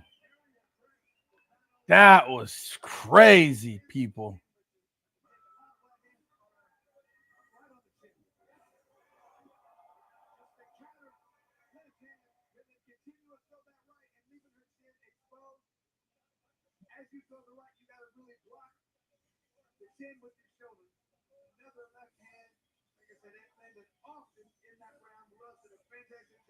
Wow, that was huge.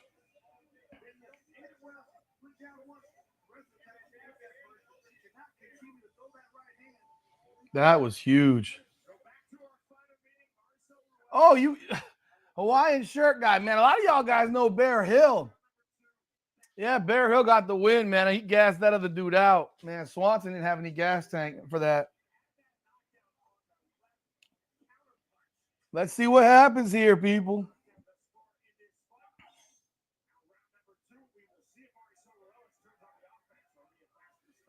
Let's see what happens here. They're in the middle of the ring. Ruelas got her hands way up. Like, she got her hands up. She's going for that overhand for sure. Thing is, she's smaller, so that reach is not. She has to get inside. And she's keeping her hands up. I mean, this girl's way bigger than her. Way bigger than her.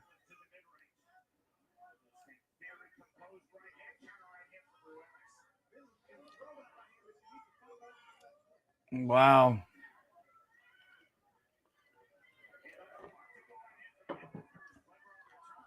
I think Bentliff is coming back in this fight. Oh, but Ruelas ain't got no fear of shit. She's throwing in that pocket. Oh, Ruelas got split open. She just got split. Oh, no, Ruelas can't handle this power now. The power is getting to her ass. And she got tired. Oh, this fight's about to be over. Bentliff drops Ruelas. Ruelas is over with. Yeah, sweetheart, man. That pretty face, man. That's over. She's done.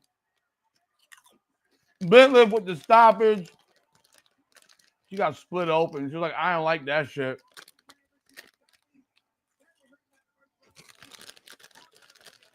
Bear won by knockout.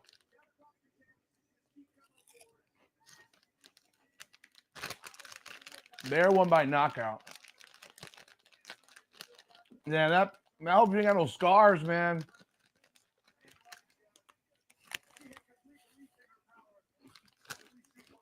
So she got tired and she got rocked.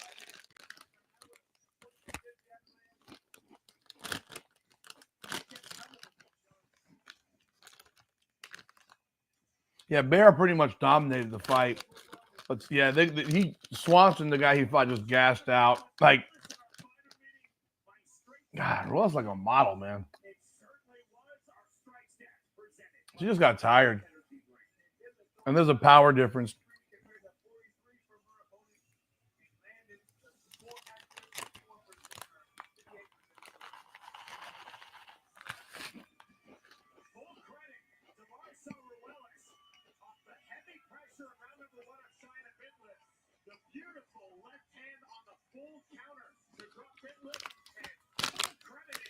Damn. She got cut right across. Look at her face. She don't like it very much. Her fucking forehead got split. Oh, Jesus. Oh, that's a nasty cut. She's going to need like about 20 stitches for that shit. Yeah, you'd rather get cut in the eye than cut in the forehead, man. That's a big-ass mark across the middle of your forehead. You cute like that? Shit. That girl hella cute, bro.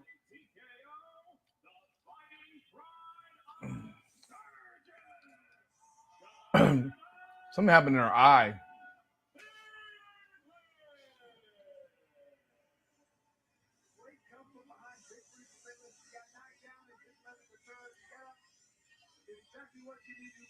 Something hit her eye.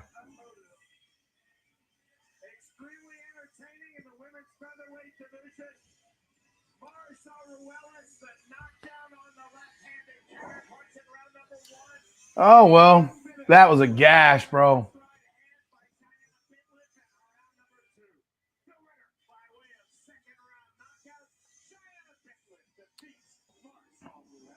Let's see what's next. The next fight. Starling is fully established herself as one of the most popular fighters in BKFC. Tonight she faces Shelby Cannon in the co-main event.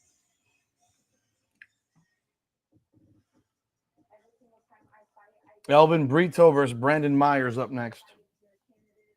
Shelby Cannon, I hope you're working hard. I hope you're preparing. I know I am. You said that this fight didn't make sense. I'm here to make it make sense. I truly see her coming out wild and running at me and swinging these crazy wild overhand punches, trying to just run around the ring, and I'm going to negate that. And Elvin Brito is 6-6. Brandon Myers 3-2. Yeah, that cut across through the forehead was nasty. I feel bad for her, man. I don't want to see that shit. I don't want to see her head split open. That's one of the things about watching women fight. Like when a woman's like cute, like you don't want to see her face get split open. I know it's freaking misogynist or whatever the fuck, but I don't care. I don't want to see the girl's head get split like that. It's not cute, you know?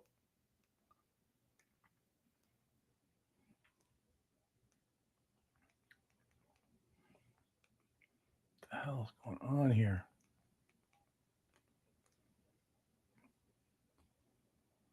What happened here?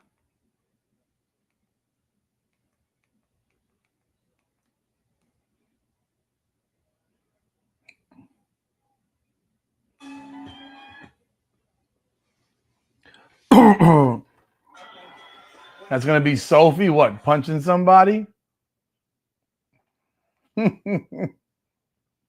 That'd be something. That would be something. What the hell is going on with this thing?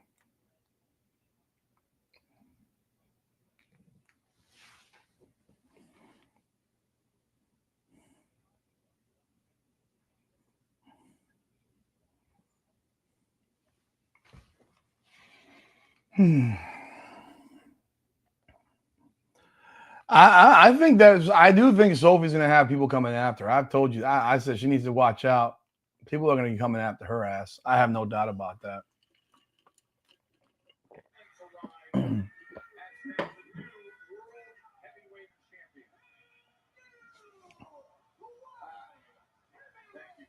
This is truly a new chapter started tonight. I did not think we were entering. I actually was going into SummerSlam thinking this is a really big show, right? But this is not WrestleMania. Like we are not resetting the calendar completely. We're gonna have a really. What happened to this thing?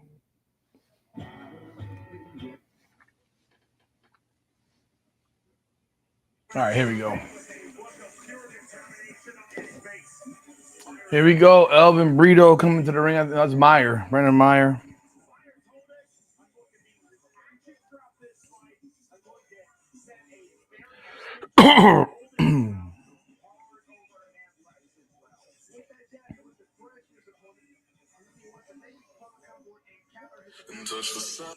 $800 for a private room in Miami with a full hotel style setup and no long wait list. Let me show you something most people haven't heard about but need to. The AHF is bringing affordable housing back to South Florida. It's called the Stadium Village, and the open house is happening this weekend. This weekend only, guys. This is what $800 can get you a month. Inside of former hotels turned into clean, safe, private housing. Wow.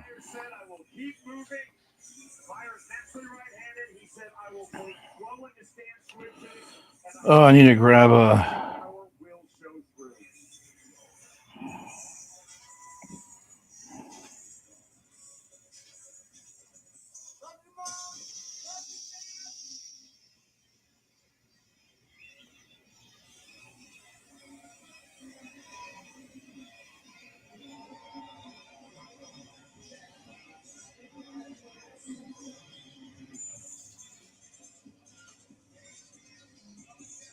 Breto, the former BKFC 165-pound world champion, now set for this bout versus Brandon Meyer, 155 pounds. Sorry, folks.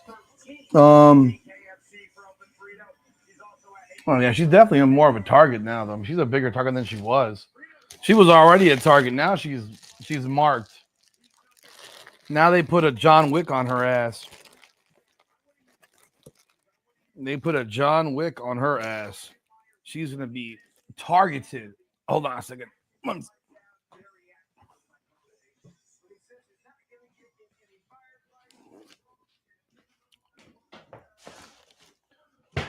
am I looking for? My phone charger.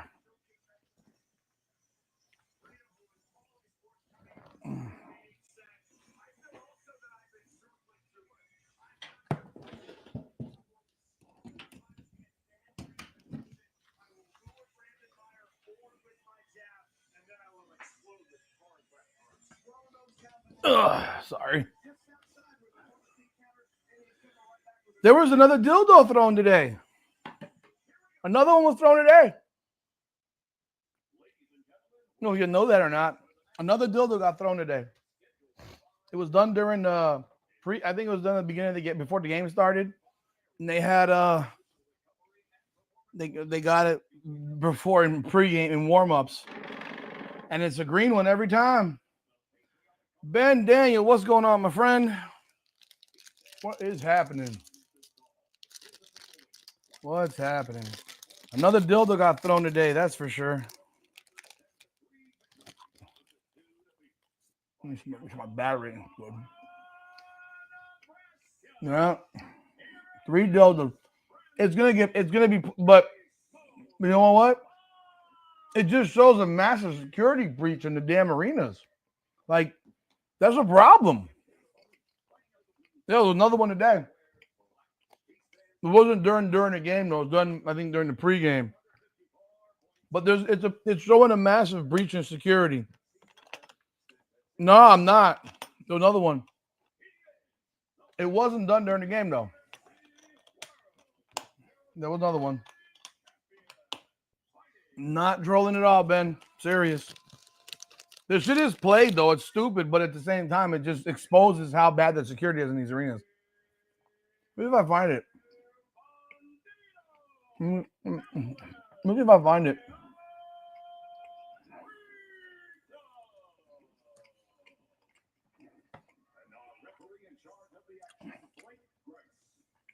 Here, right here.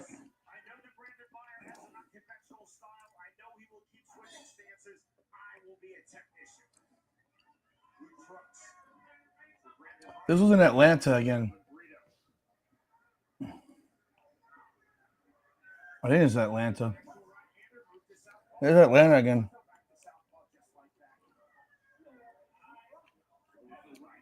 Here, check it out. Myers pushing forward on Breto.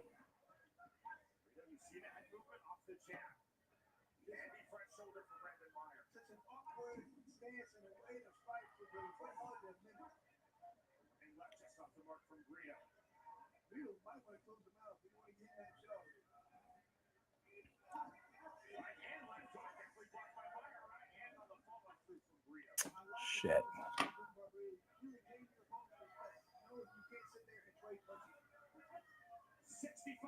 Take a look. You know, another one. You saw it? You see it? This man is picking up with his bare hands. Yo, in Atlanta, you see that shit?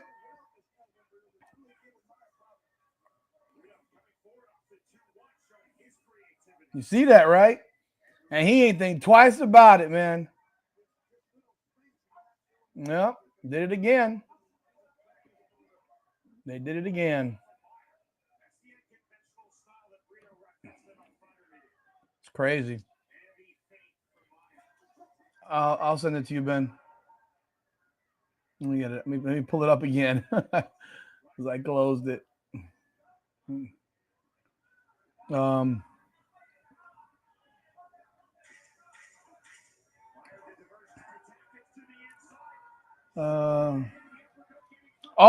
Breto didn't like that too much. Breto did not like that too much. Ben, I just said it. Sent it to you. Hey, who liked? So the person that threw it today got arrested. The WNBA said Saturday the individual who threw a sex toy on the court at the Atlanta Dream. Oh, that was one from earlier in the week. So I guess they're gonna have to find somebody else to get arrested now. To arrest.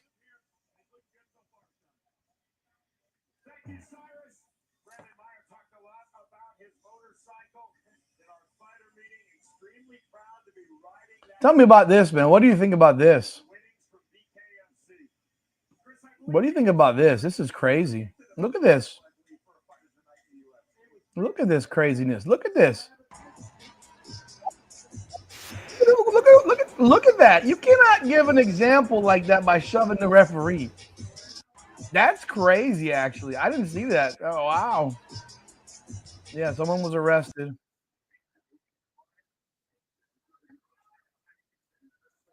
Craziness. Round 2 started. I mean, you can't make contact referees like that. It doesn't matter. And you have to. Well, okay, let me send you that too, Ben.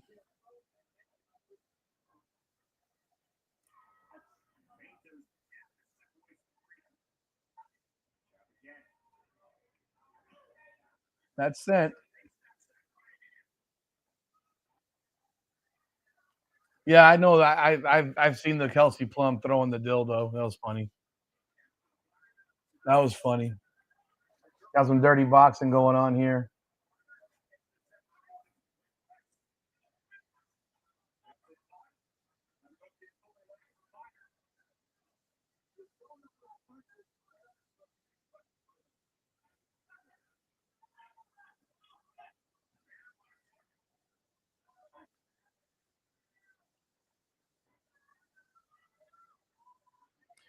See, Breto was a champion actually in BKFC. He's 6-6 though, and he's lost his last 2 fights prior to this one. I mean, he's lost 3 of his last 4. He started off he was 1-1, 1-2, 2-2, 3-2, 4, 5. He got to 5-2 and then just career went the wrong direction. I mean, he has fought some of the best guys. I mean, he has fought, Carlos Trinidad Snake. He has fought Luis Palomino twice. He lost both of those fights to Palomino. Take punches because Palomino's strong.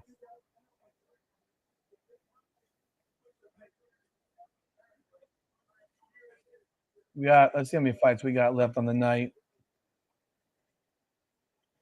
After this, we got 4 fights left.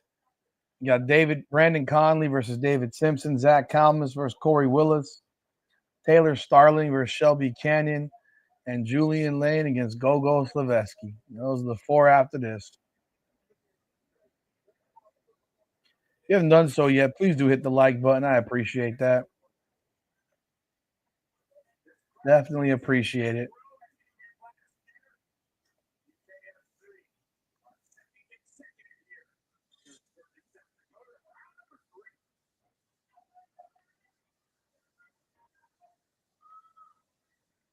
Did any of y'all see John the Liquidator and Ock Nation on Jason Whitlock?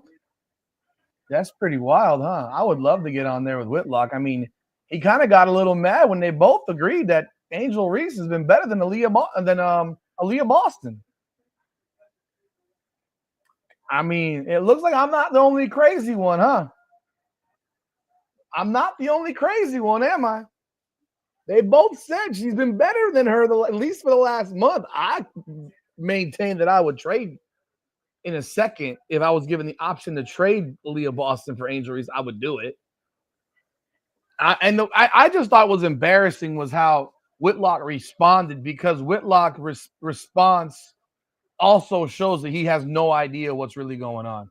He was arguing about the motion offense, arguing with them about, and I might do a response to that video because it was a good video, but it like you got a guy who's not really watching them talking about him, but then you got the guys who are actually watching them and they're like, the motion offense is like sitting here and saying that you can only guard Caitlin Clark. It's easy to guard Caitlin Clark because you can guard her from like sideline, from like wing to wing type shit, and only in the center for the most part. No, you got to guard her 94 fucking feet because she hits people on the run all the damn time. You don't have to do that. Like, it made no sense. He's watching highlights. He's not watching reality. If they hit a whole bunch of threes and then, they're going to play better than when they don't hit threes. But like sitting here and saying the offense works better. Well, ask Aaliyah Boston how that offense has worked, because Aaliyah Boston's numbers have dropped. Oh, Breto dropped Meyer. You can't get saved by the bell. Get up. He got up. Oh, he got split though. He got dropped by Breto. I think he's just exhausted. He is busted up. He is beat tired. But yeah, like, you sit here talking like, bro, you can't just sit here and talk shit about with guys who are watching this stuff every day and really covering it, and then sitting here saying, "Oh, and then he puts a post on Twitter saying, "I'm embarrassed for them." Like you invite them and then you disrespect them. Like you're a fucking idiot, dude. Like Whitlock, you're an idiot. That's a bad cut. This might get stopped.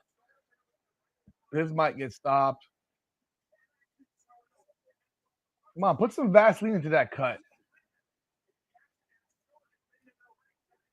That's a bad cut. Okay, put the Vaseline in. You're good. You don't need to freaking do anything else. That's it. We're good. He can fight if he's good enough. If he feels okay. But I don't like that he did that. Like he posted a thing on Twitter, like to insult them. Then like I need to apologize to my people for how they behaved. I mean, I just think that was fucked up. The doctor's looking at the cut. Oh no, we're back here. We're fighting. I don't think Meyer got anything left in him. I think he looks like a little gassed out.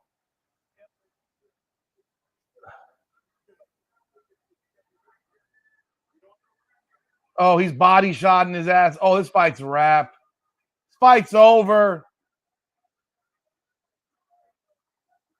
Body shots are nasty. Oh, shit. Don't gas yourself out. They're going to stop this. Fight stopped. Breto win by TKO. 34 seconds of round 3.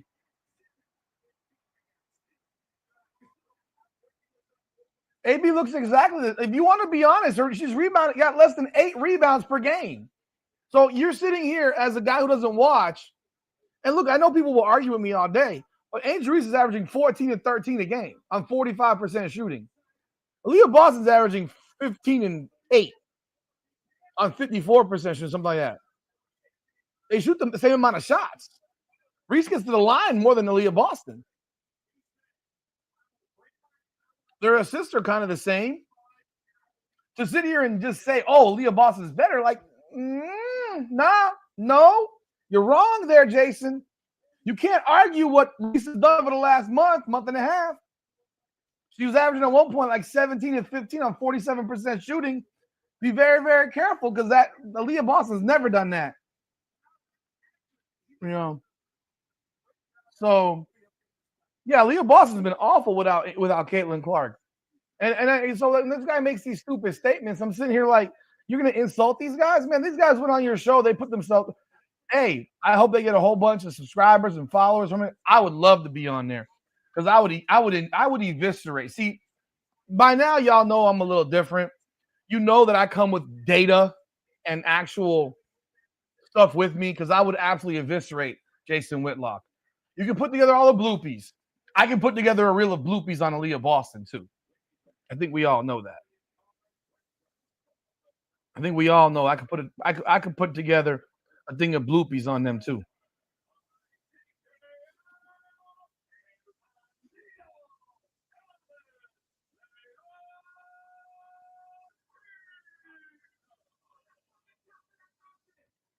So we're gonna have we got one more fight, and then I expect to have the fighter come on with me before the Zach Calmus fight. He just messaged me. I don't think the FIBA are gonna get past the first round.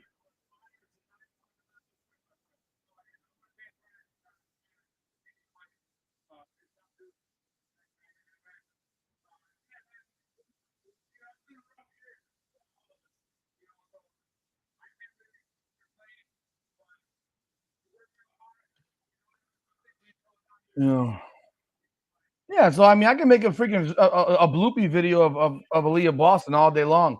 He also said that Kelsey Mitchell doesn't force shots. Like I'm just like listening to this dog shit. Like, what the hell is he talking about? Hold on, I'll be right back. My refrigerator's open. I don't know why.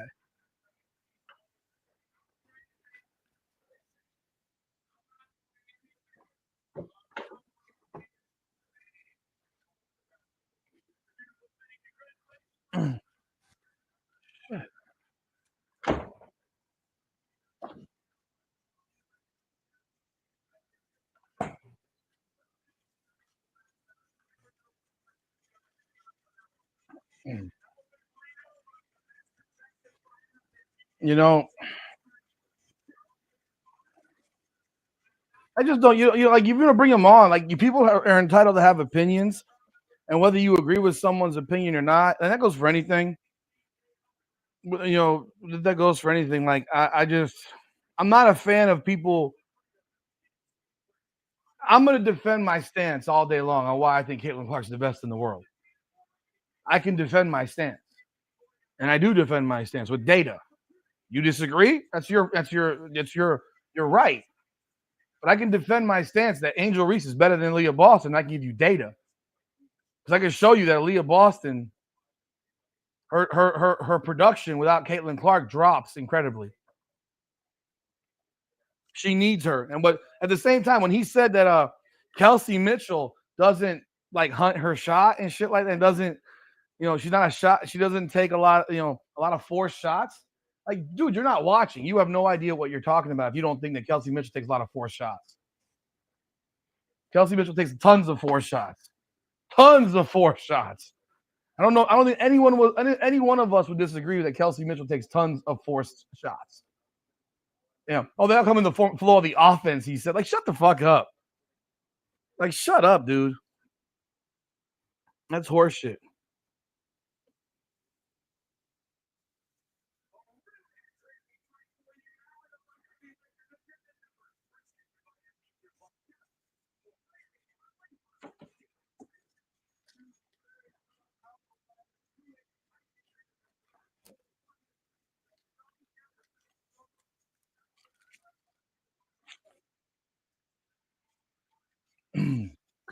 Kelsey Mitchell does more one-on-one action than anybody. And when the question came up, you want to have Caitlin Clark off the ball 20% of the time, she'll never see the ball then.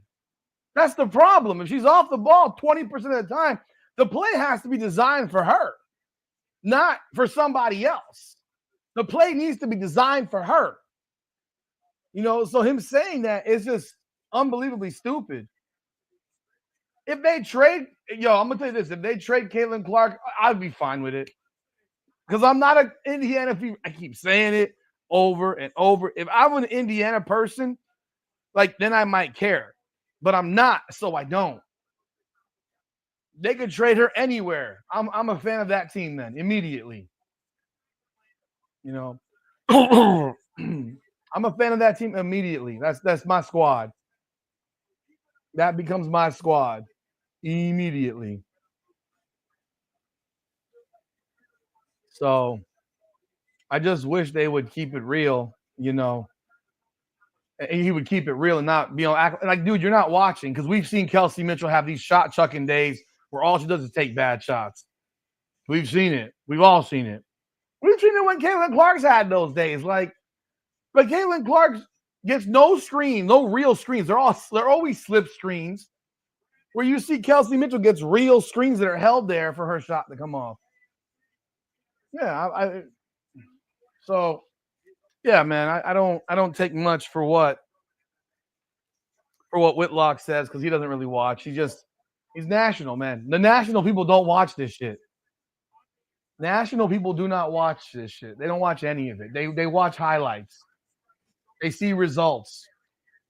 We've seen results. We've seen these low-scoring games. We've seen when the offense looks like absolute trash. We've seen it. We've seen it constantly. The offense looks like straight up garbage.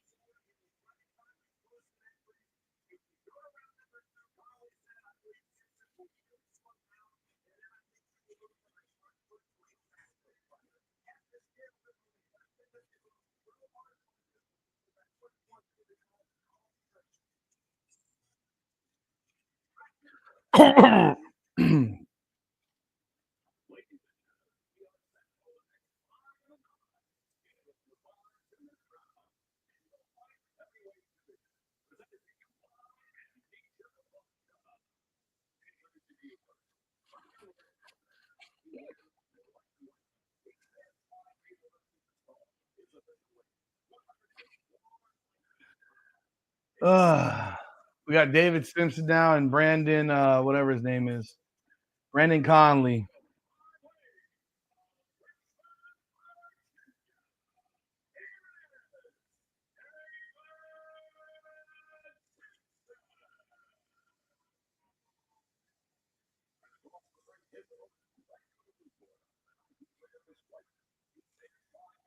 So, yeah, man, that's get me on there, Whitlock. I'd appreciate it. Let me get on your show with you. I'll happily debate you on all these topics.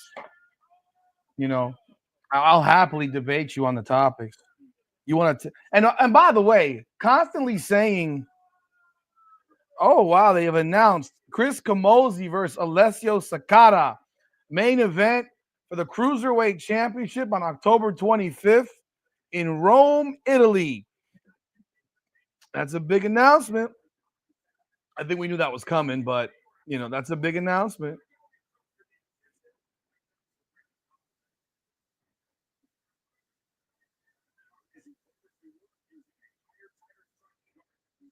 They're right in the middle of the ring.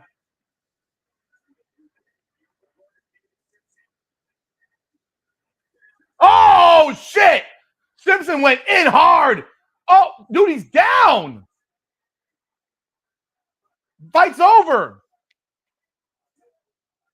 Wait. Wait, I'm confused here. Is it a disqualification? Wait. I don't even know what happened. He stopped the fight. Simpson goes in with a barrage of shots, but he's sitting on the ropes. He wasn't down, but I'm not understanding. I don't understand this. I get it. Those were relentless shots, but I'm not understanding what this. Like, he's just wailing. He's sitting on the rope. He's like going through the ropes. Well, what are you stopping him for? He should be ruled a knockdown. You can't just sit on the ropes. This should be ruled a knockdown. These are all body shots. I don't like this, man. This I don't like. I mean, look, he is a knockdown for sure, but he's not. As soon as he's immediately up. I think he was hurt, but like these are all shots that are doing nothing right here. He's sitting on the ropes. He's stuck there. Why would that should be a knockdown, not a stoppage? Oh man, I don't like that one. He got clipped, but he's sitting. He looked like he was stuck. I mean, folks, those ropes are like steel, dude. They're not actual like soft ropes. They're hard. The ropes are hard. They're metal. They have some give, but they're metal typically. So you're not going to just bounce. Like you can't, if you're stuck where he's stuck, I don't know how you like get at it. Like the dude is fine. That's a big upset. Like you should be calling for a fucking knockdown. Give him an 8 count. Oh, I don't like that one. Don't like that one at all. I don't like that one.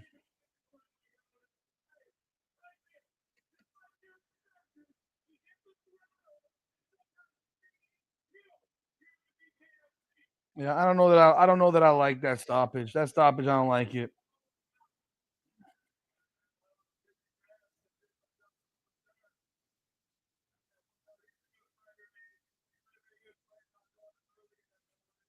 I don't like that stoppage.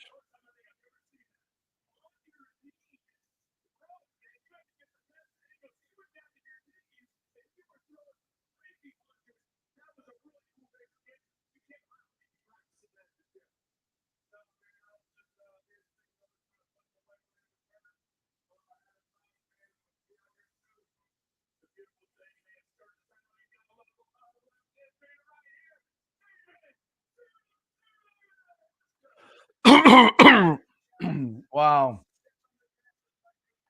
No, his knee never hit the canvas. But the thing was, he was like sitting in between the ropes, like covered up. And I don't know that you can lift up because those ropes are literally steel, is what I'm saying. I thought that was a bad stoppage, but whatever. Is what it is. Is what it is. Why are they never? Dude, you can see he's clearly stuck on the rope, man. You can see he's stuck on the rope. Should have a fighter coming on shortly because he told me he'd be coming on for this fight right here.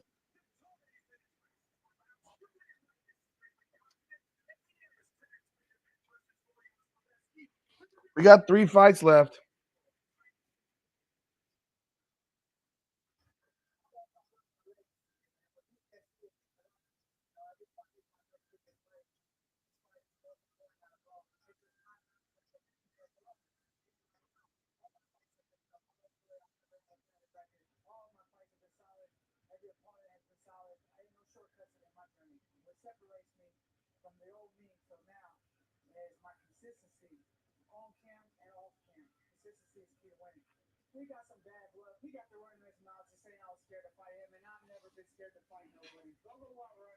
Julian Lane's not scared to fight him, but there was a fight contract available in April that he didn't sign. I know that for a fact. So there was a contract that was signed by Gogo that Julian Lane didn't sign. So that's a fact. That's been produced. It's public evidence. There's been evidence to that. And he didn't sign it. Julian Lane's a bit of an interesting cat.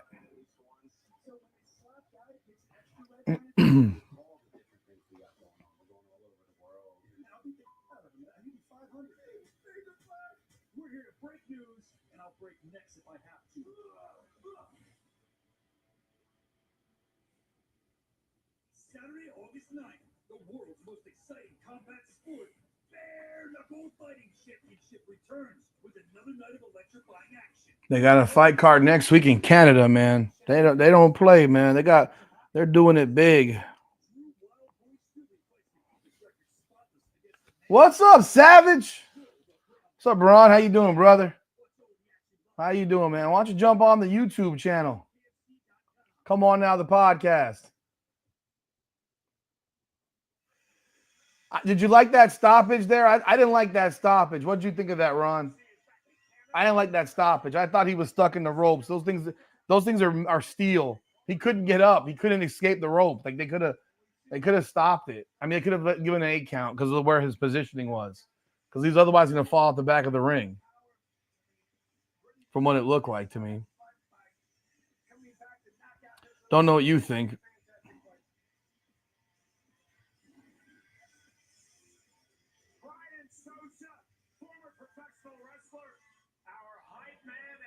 Look at Sosha. Look at Sosha climbing stuff. Man, out of his damn mind. Sosha's a crazy man. Sosha is a crazy man. Love Brian Sosha, man. He was a lot of fun. Real cool guy. Everybody in the BKFC is cool to work with, man. I got to be real. They're all good people. All good people. Here we go. We got Zach Calmus against Corey Willis. Calmus is minus 185. He's 225.6 pounds. Corey Willis is 234.2. Both have a 74-inch reach. Yeah, you didn't like the stoppage either, Ron. What about the stoppage with the fight before? Oh, I got somebody here for you, folks. I got with me a fighter from the BKFC. Ladies and gentlemen, I got Harrison, the headhunter, Aiken in the building. What's going on, brother? These fights are fucking wild, bro. Dude, did you like that stoppage? I mean, bro, I thought it was honestly the fact that he was throwing punches while he was on his knees, bro. He was sitting in between the ropes. Like I thought it would give him a standing 8 count. Honestly, I thought it would have been a standing 8 at least. Yeah. I love David Simpson's my boy. So okay.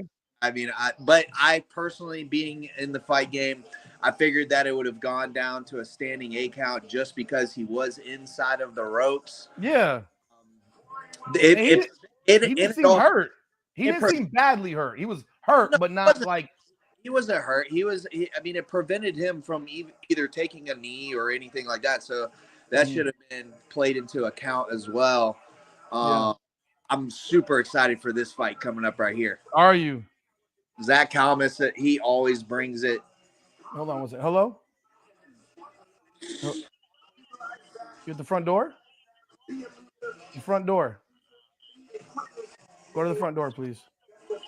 Front door.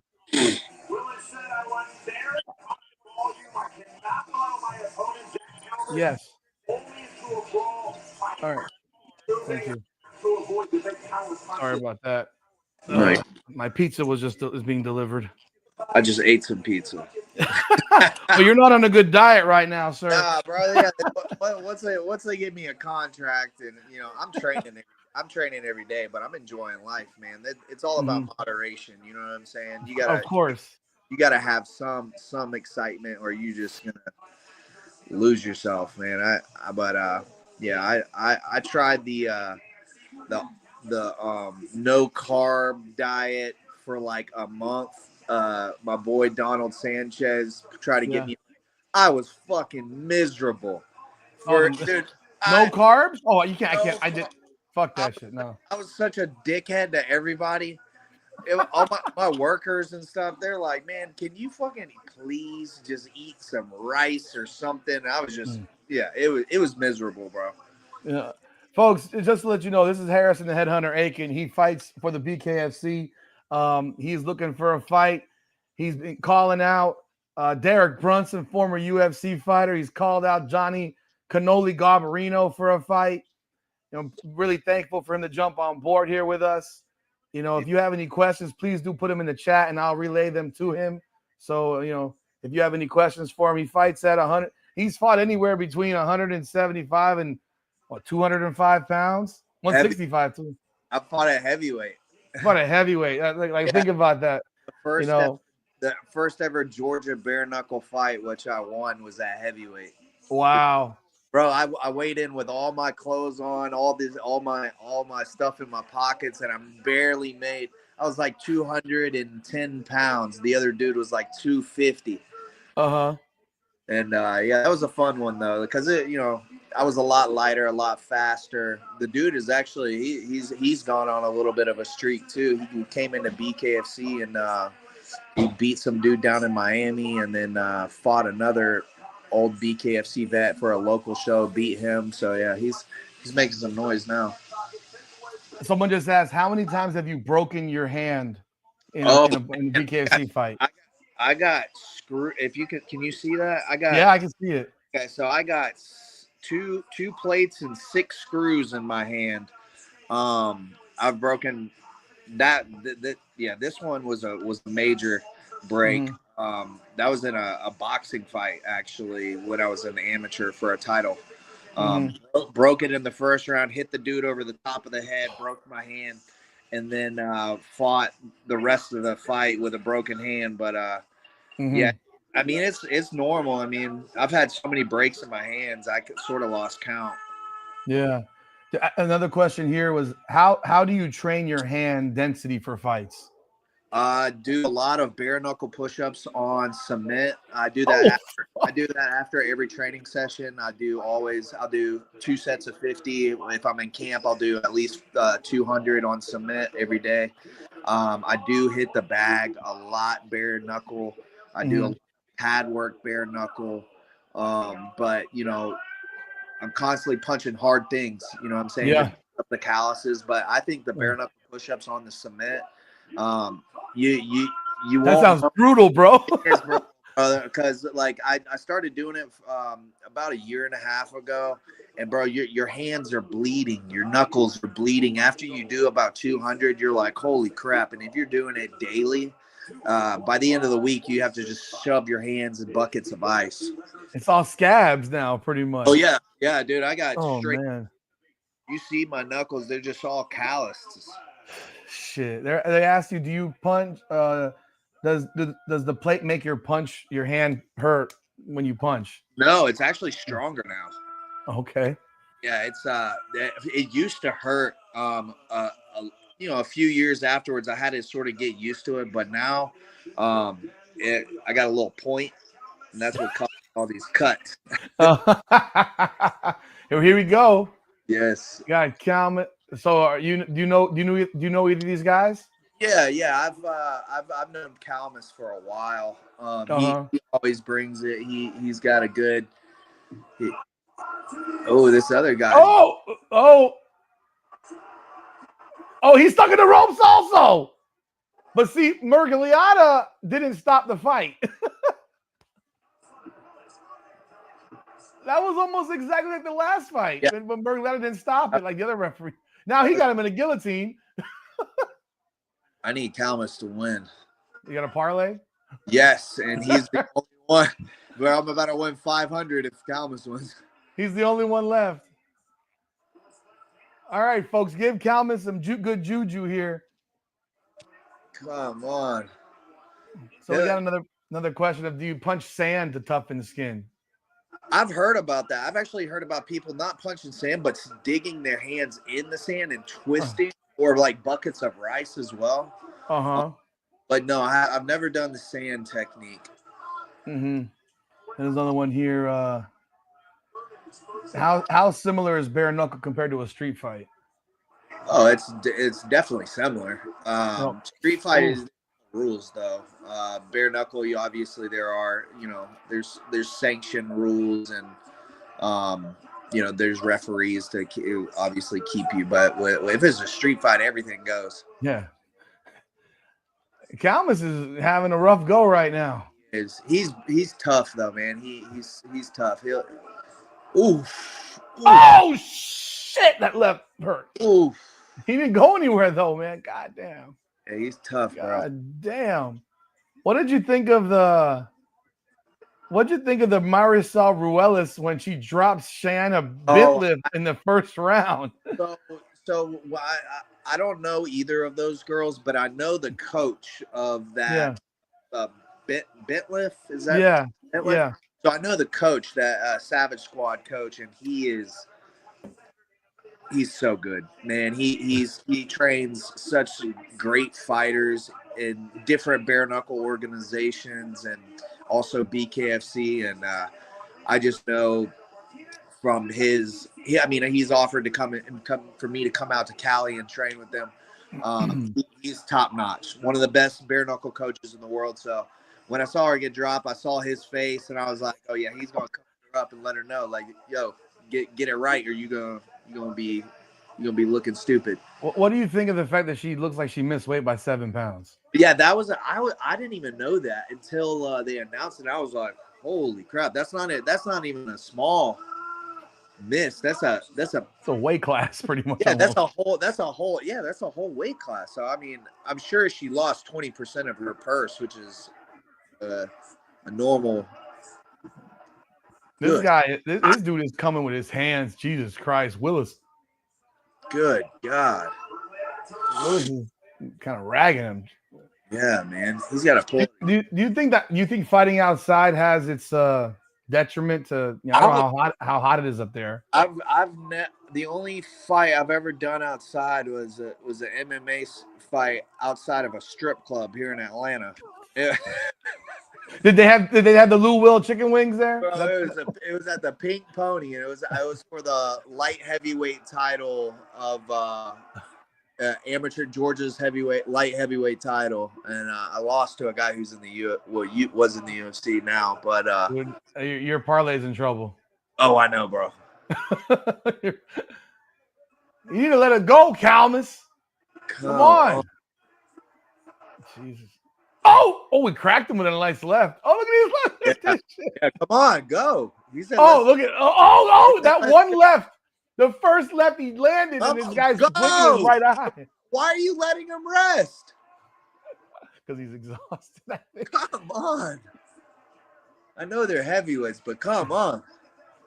No, he hit him in the eye, and the guy's blinking out of that right eye, and yeah. See, look, Calmus is fucking crazy, dog. He wants to stand there in the middle and trade. So what was the strip club fighting experience outside like? Was it really hot? Oh, bro, it was in the middle of summer. Everybody was just drenched in sweat. They were like, it was awful.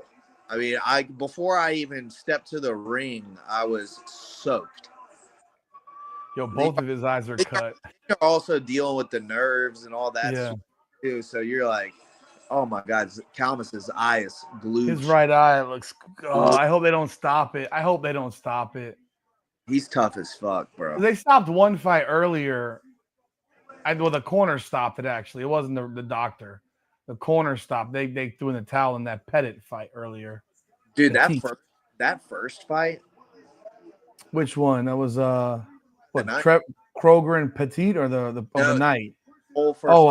Goody and Paco Castillo. Yeah, they stopped that fight. I was surprised. I mean, Castillo was fighting, man. Yeah, that was a banger. He's those guys out there in like Texas and New Mexico. They're just like so fucking tough. They're too tough for their own good sometimes.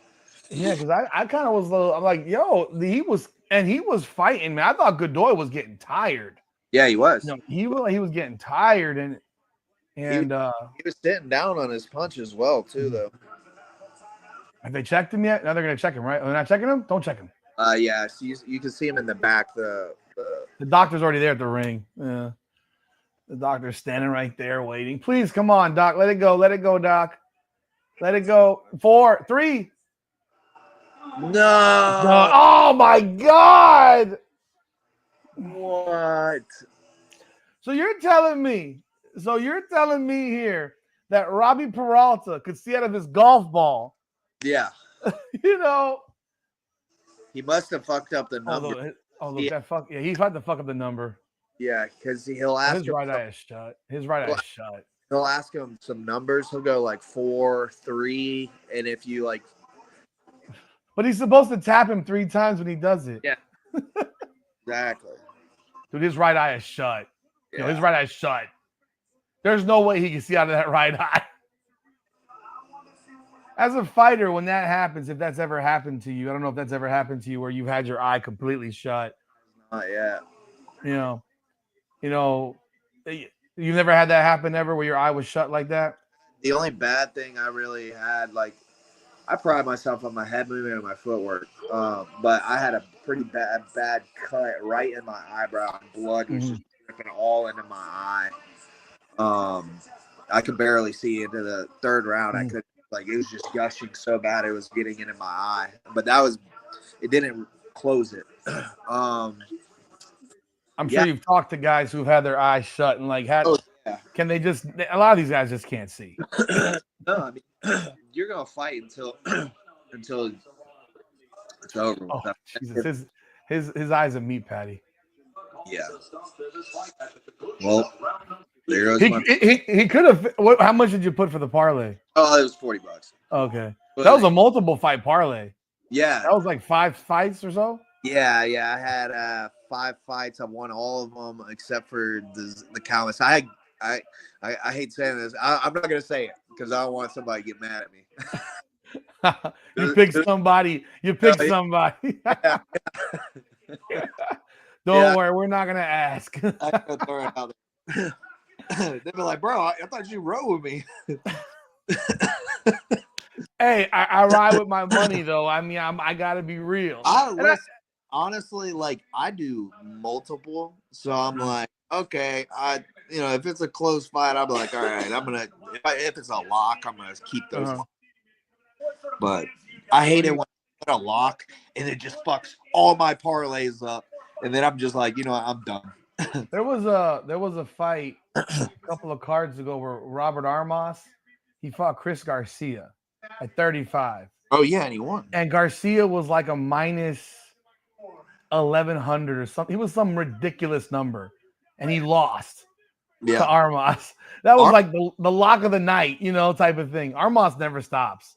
Yeah, he's so tough. We were talking about that on our last podcast. Yeah, how he did against Ibarola with the cowboy boots. Yeah, but no, I thought it was, Garcia was a massive favorite in that fight, and he lost. It's like, that just fucked up everybody's parlay. Yeah, for sure. But I usually I look for the closer lines because who do you got in these next two? I did take Taylor. That's my girl. She's like a head bigger than this girl Cannon. That's one thing I really, really looked at a lot. Her height, obviously, she has a lot of fights in bare knuckle. This other girl is very durable and she comes forward. So this is, I think this fight will go 5 rounds. Okay. The Gogo Julian Lane fight, that ain't going 5 rounds. There's too much bad blood. Somebody's gonna either get cut, or just knocked out. Do you have a pick? Oh man. You want to wait till before the fight? Yeah, I mean, I would love for Julian to win. I've seen Julian fight a lot. Yeah. Never seen Gogo fight except for the tape. Yeah. But his tape, his highlights are you see he literally thrives in chaos. Like he said that. He literally said it. Yeah, and I'm sitting there watching and I'm like, holy shit, like he's really just, it does not matter if he gets cracked or not. He's going to just throw caution into the wind. Mm-hmm. And he's technical. Like he's technical too. So it's like, and he hasn't lost. He never even lost the belt. No, exactly. So it was like, is he going to come back? But Julian has fought the who's who of Breto. He has fought everybody that is worth mentioning and had very, very close fights every single time. Win or lose. I don't think he's ever. I don't know if he has a knockout under his loss. Been knocked out. I don't even think he got stopped by Mike Perry. No, he didn't. That went 5 rounds. Yeah. And Mike Perry is a bigger fighter. Like I think this is Julian's wheelhouse, being at 165. I believe that he fought Mike Perry at 175, and Mike is he wants to go to 185. So you can see the size difference between them. Julian's a big welterweight too. Like, okay, he has one knockout loss.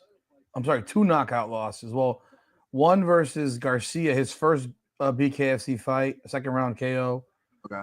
And then he had a TKO loss to I think it's at Jim Ehlers, Alers. He lost a split decision to Thiago Alves. He beat Jake Bostwick. He lost to Dave Rickles via decision. He lost to Mike Perry decision, Dave Mundell decision. Yeah. So yeah, he has his first, he has a TKO loss, but then one that one KO at the beginning. I think when the BKFC kind of shocks everybody at first. Huh? It did me.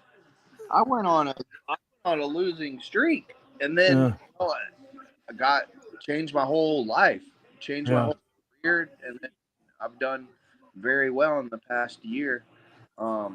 Except for the decision loss to Donald, but yeah, I mean, I've taken it up a notch. I actually started with a new coach today down. Okay. So it's like more boxing style. I like to. I've learned a lot of from a lot of different coaches over the years, and like I said, I like to pride myself on my head and my footwork, but I like to also to be a student of the game. I'm always looking for ways to perfect my craft. Yeah. And this guy is more of a Cuban style boxing coach, so it's okay. A lot more countering and things like that. And I'm not a big counter fighter, so I was like, you know what? Let me go see what I've been watching this dude for a minute. I'm like, let's go check out. And he was teaching me shit I didn't even know today. And I was like, okay, this is where I need to be. I'm always trying to just grow as a person, as a fighter. And if you can go in somewhere and start learning right off day one, then you already know it's time. It's time to level up. Oh wow. Let me see here. By the way, folks, I did post Harrison Aiken's Instagram in the comments. Please go and follow him on his Instagram page. Appreciate that. Savage Combat Sports, Ron. He asks, I think we already told you, but he asks, who do you want to fight next? I'll let you answer the question. I want Derek Brunson. I made a fucking birthday cake with his face on it and mine. I've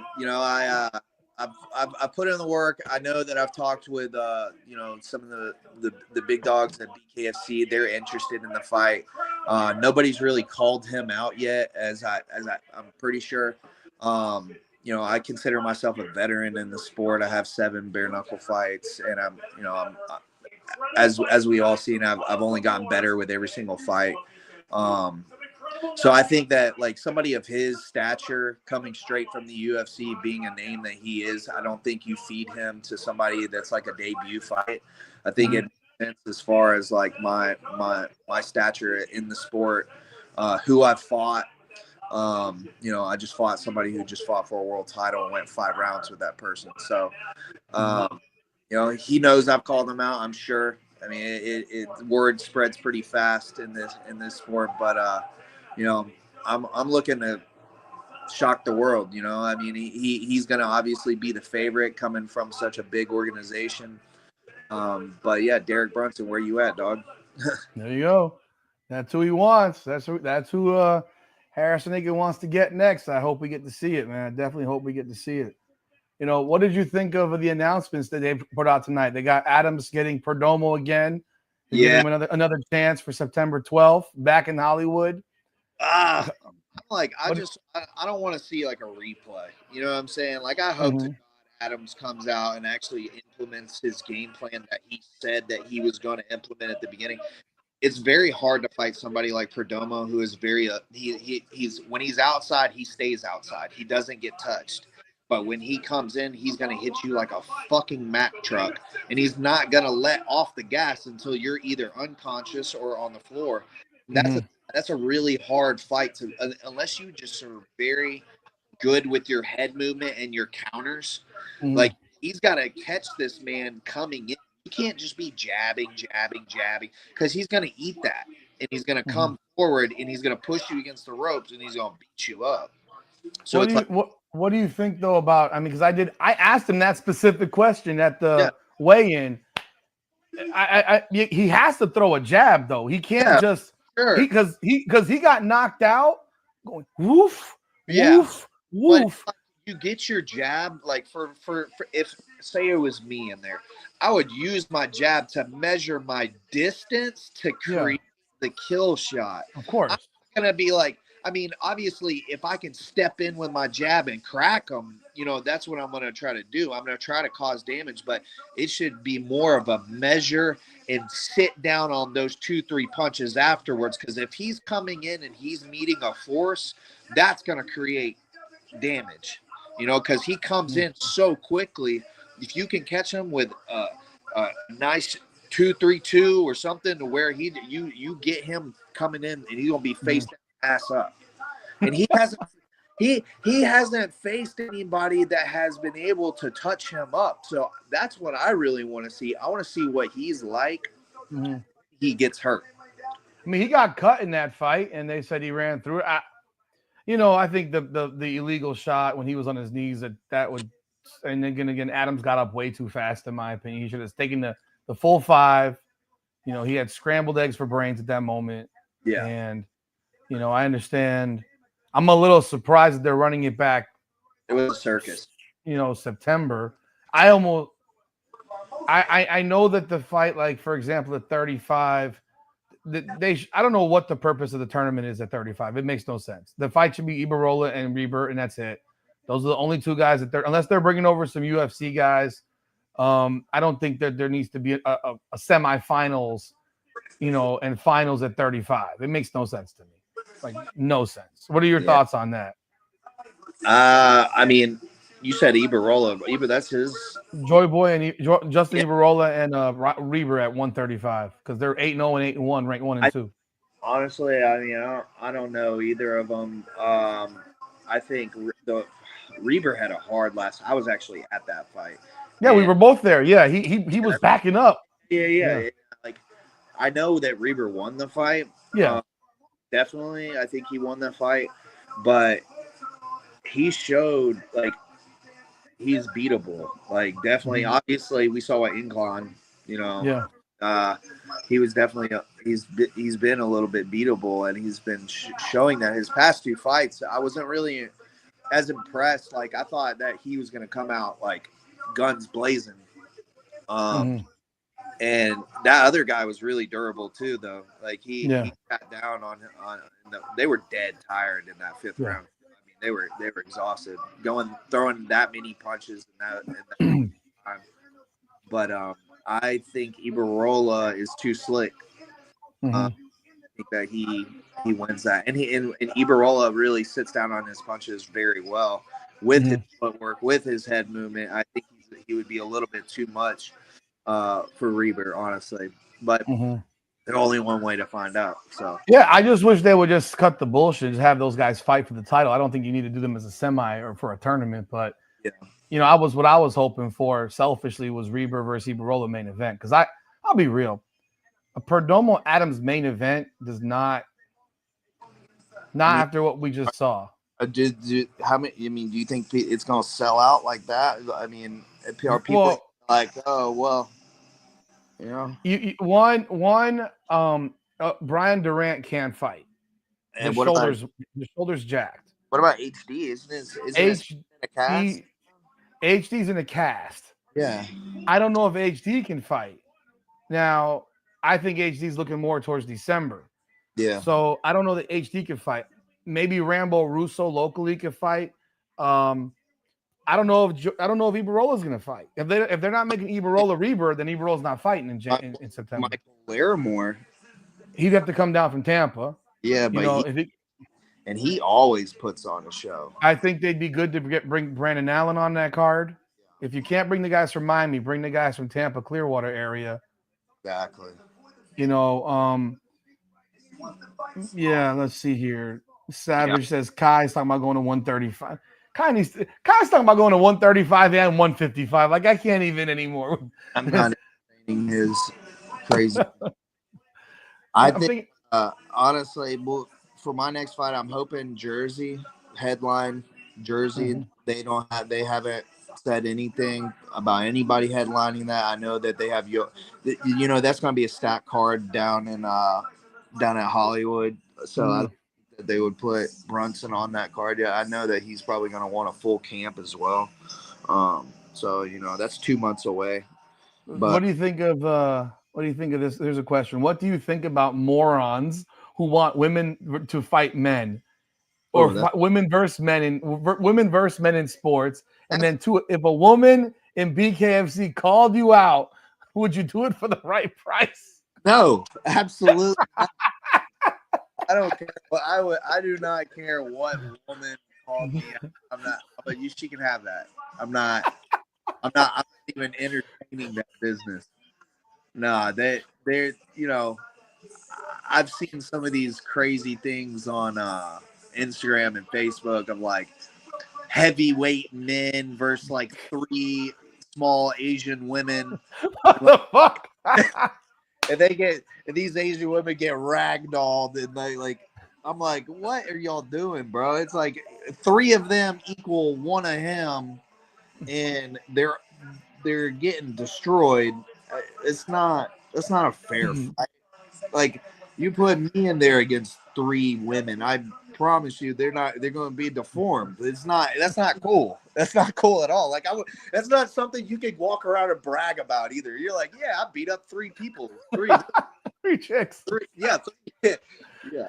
What is it? I mean, what you remember when Clarissa Shields called out Keith Thurman and was insulting him left and right? And I'm sitting here like, why are you doing that? Because the man can't win. He's not going to win in this situation. No. He would knock your head right the fuck off. Fun, you're going to look like a chump. It's like, it just bothers him because, like, what makes you think? It's almost like that. It's like when I hear guys in MMA say, I'm going to go beat up I'm going to go beat up Canelo. Like, shut up. Like, come on. Yeah, I don't know. There's that UFC fighter. He's been doing really well. The Italian dude, he just won the belt. God, what is his name? He moved up a weight class. He was at 145. Now he's at 155, and he wants to fight in boxing. I think he said that he wanted to fight Canelo as well. Oh, you mean Topuria? Topuria. Out of his fucking mind. He'll get his ass killed by Canelo. Come on. He's got hands. Like, he's got great. He's got hands, but not a boxer. He is not a world-class leveled boxer. Like, if you want to go in there and get a check, by all means go, but you're gonna get fucking destroyed, bro. This is not boxing. It bothers me for you. It bothers me for every fighter. Like, respect the sport type shit. It's like them dudes have been boxing since they were babies type shit. Like, that's all they do. And honestly, that's why I've sort of like switched it up a little bit. I was an MMA fighter growing up. Yeah. Like, wrestling, I did all this, and I'm like, bro, like, as I grow into this sport, I want to get a little bit more with the traditional boxing too, because these guys slip, move, they're crisp, and their counters are like so on point. All right, here we go. Hold on. Here we go. We got this co-main event here. Taylor Starling versus Shelby Cannon. If you're watching, Starling's in the black and yellow, and Cannon is the shorter woman. I guess that's the easiest way for me to say it. Oh, let's go, Killer B. I think. Does she have any skin left for any more tattoos? I don't think so. I have 6. Oh, bro, did you see my new back tat? No. Oh my God, dude! Is it healed? Is it healed? Well, I had another session. Okay. I'm on like session 7 now. Because you're on you posted that tattoo thing for a bit on Instagram. Yeah. So like my back, I got a gladiator and a coliseum with like dead bodies around it. Mm-hmm. And it's on. I've had like 30 something hours on my back. I got 3 sessions left, and I'm like, it was yesterday, bro. I thought I thought I was gonna throw up. It got so painful to a certain point. I was like, this sucks. This is worse than any bare knuckle fight that I have ever been in. These girls are throwing, man. I think is Starling bleeding out of her nose? Yeah. Yeah. You know, there was a video of LaMelo Ball. Apparently, he was like put to sleep or something, and he had like 30 tattoo artists like doing the tattoo at the same time. Yeah. Like, you ever thought about just having them knock you out? Absolutely amazing, but you can imagine that you're gonna be when you wake up from that shit. You're gonna feel like you got hit by a bus. You'd have to sleep on your stomach for 2 weeks. Oh yeah. I had to sleep on my stomach last night. And that was only 6 hours that I went through. Was it the whole back, or you like in a section of the back? Babe, hold on. You're asking me to do this while I'm watching Taylor fight. Oh wow, that's a lot. So what'd you do yesterday? The middle? Yeah, so we finished up the gladiator. We got the color in. Now we're gonna finish the remainder. Is gonna be the Coliseum and then the blackout. Gotcha. But I'm not looking forward to the shading. That's like the absolute worst fucking part. You know, it's funny. My first tattoo was on my back. Yeah, me too. My first one, and that was a big, nice left. Jesus, it was, and it goes right across the top like a nameplate. And I was always afraid of getting a tattoo, and it wasn't horrible. But when it got to the middle by the spinal cord area, that was like, yesterday I was like, are you fucking kidding? The nerves, like it was just like. Yeah, it was rough, dude. Yeah, Taylor got up on that one. And so I had so I remember that week when I was done, I was like, I needed my ex-wife to like put the cream, because I can't reach the damn areas to put the Aquaphor on. And the first day I lay down, I gotta lay in a towel because first of all, it hurts. But second, it gets like the blood is on my bed now and the ink. Oh yeah. Yeah, my girl, she called me the day I went and like I did my training with the new coach, and then she's like, I was like, hey, what are you doing? She's like washing the sheets because of you. I was like, what? What the fuck? I didn't have no wet dream. It was a blood dream, blood and ink. Just like you got red ink, black ink all over the fucking place. I'm like, yo, Cannon's impressing me. Yeah. The Cannon's impressing me here, honestly. Got good footwork, and her entries are quick. Yes. She's staying on that back foot, but she's staying out of range, though. If there was a 105 division, she could fight 105. She's tiny. Yeah. Wow. This is I didn't think this would. Ooh. Yeah, see those entries, how she's like quick. Yeah, and she's smaller, so she's coming in. It's like she's looping those punches and coming off at an angle. Mm-hmm. Someone asked this question, and I'm going to presume the answer is no. Would you ever do power slap? Hell no. Bro, I have to be able to defend myself. You're not in the sport of letting just someone smack this shit out of you.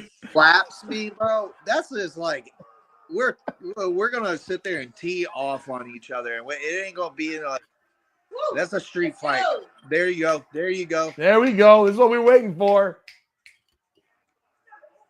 That's what we were waiting for. That's my boy Blake Grice. He's a referee. He's a really local guy in the Southeast. He's refereed a lot of my fights. Wow, okay. Got him all the way out, and damn. Shit, what about they got Dan Mergliata out there? Yeah, I know. Look, there's a Coach Garbrandt. I don't have a lot of comment here.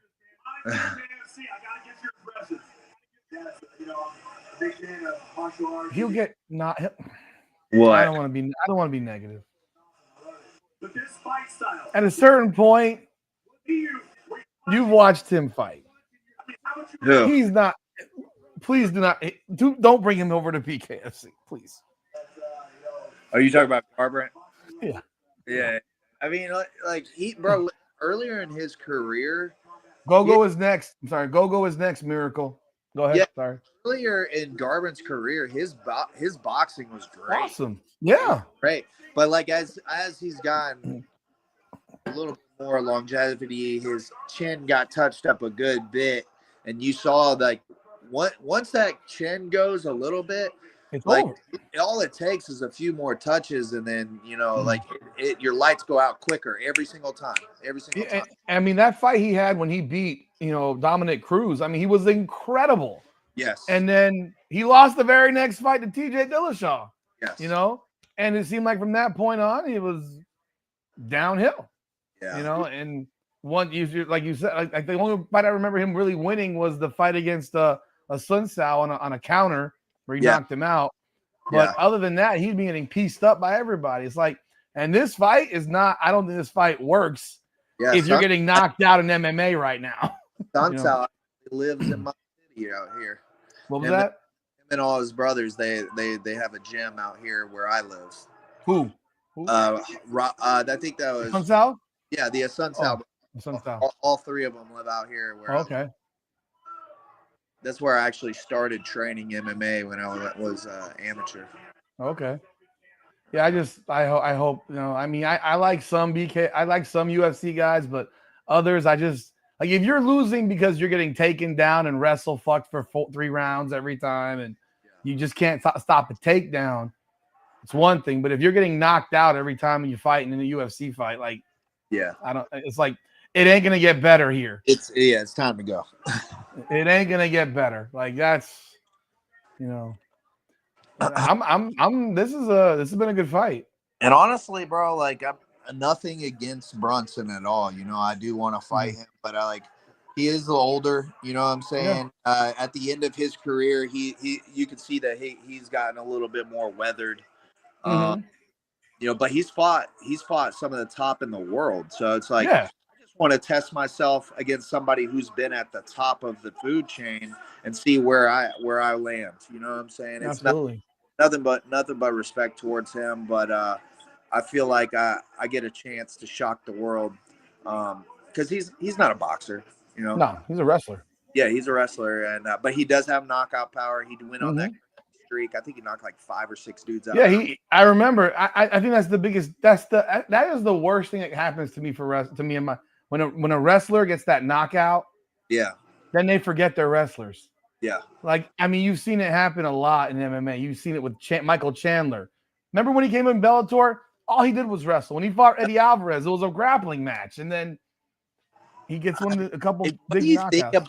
I mean, I don't know Chandler like that, but bro. Like, he was really fucking good, and then he came over to the UFC, and it's just like tanked. He wants to throw hands, like he was a wrestler. He just doesn't wrestle. I mean, I don't know if he's lost like 3 in a row or I don't even know. He lost a bunch. I think he's lost 3 in a row because the only one he had after Dan Hooker and that knockout when he first got over was the knockout against Tony Ferguson, and everyone was beating Ferguson. Did he beat Gaethje or no? He lost to Gaethje. He lost to Poirier. He lost to Oliveira twice. Yeah. The first fight versus Oliveira was in Houston for the title, and he was going to win that fight. Yeah. But he made a stupid mistake after he dropped him. He jumped into his guard. Yeah. Like, that's not what you do against Charles. Yeah, no. You know. And but no, he's lost. He just got beat the hell up by Paddy Pimblett. Yeah, I think he got dropped too by Charles. Yes. Yeah, the last fight he got dominated by Charles, and it's just like he was a wrestler who stopped wrestling. I mean, another wrestler who stopped wrestling was even Rashad Evans. He was a wrestler. Then he had that big knockout with Chuck Liddell, and then all of a sudden he fell in love. And Tyron Woodley was a wrestler, has power, but knocked the guy out. Now all he wants to do is throw hands, forgot to wrestle. Seems like they all do it. They got destroyed. I haven't heard anything with the Mike Perry fight yet with anybody yet. I'm wondering what's going on there. Yeah, I wonder who they're coming up with. Yeah, I asked, and I'm like, no, there's no fight. There's no announcement yet. Like, no announcement yet. Didn't they say that it was like September? They said October. They said October 4th. What card does did they announce that card yet? That's the Jersey card, I thought. Huh. I believe that they said October 4th. It was October 12th. It was in October. I know the October 4th is the Jersey card. Yeah. Because They haven't announced anything yet for Perry and. Oof. Oh, that was a nice left. Overhand. Jesus, this is going 5. In it. This is going 5. Shit. Yeah, I called that. I tell you what, Cannon doesn't have a scratch on her. Yeah, I know. She's She does not throwing. have. She's throwing at angles too. She's dipping her head off and hitting her with these overhands. Yeah, not a scratch. You know, I mean, have you ever had a 5-round fight or in bare knuckle where you didn't have a scratch? 5-round fight, not a 1-round fight. No. Yeah, the Georgia bare knuckle fight I did was 3 rounds, and I didn't get touched. I didn't get I think the dude landed 1 jab the whole fight, and it was it was a bad day for him. But you know, he got hit with the kitchen sink, dude. I hit him with the uppercut. The cage saved him from getting knocked out, and he bounced off the cage. And I'm like, why are you still fucking awake, bro? This dude was country strong as hell. I gave him all the props. I was like, bro, there's so many people. I mean, he was split in like 6 different ways too, and I was like, bro, you got heart, man. Yeah. I don't know about Idris Wassi, bro. Like, I couldn't even put my hat on my head. My head looked like a fucking watermelon afterwards. It was so swollen. I didn't have any cuts, but you could see like from pictures, my face was double the size. Wow. Oh, horrible. Wow. That's wild. Who do you think's winning this fight? Honestly, I think Cannon's winning right now. Don't say that. my girl has a girl crush on Taylor Starling. Every time they're together, and she's like, "I love you, Taylor." I'm like, "Okay, that's enough."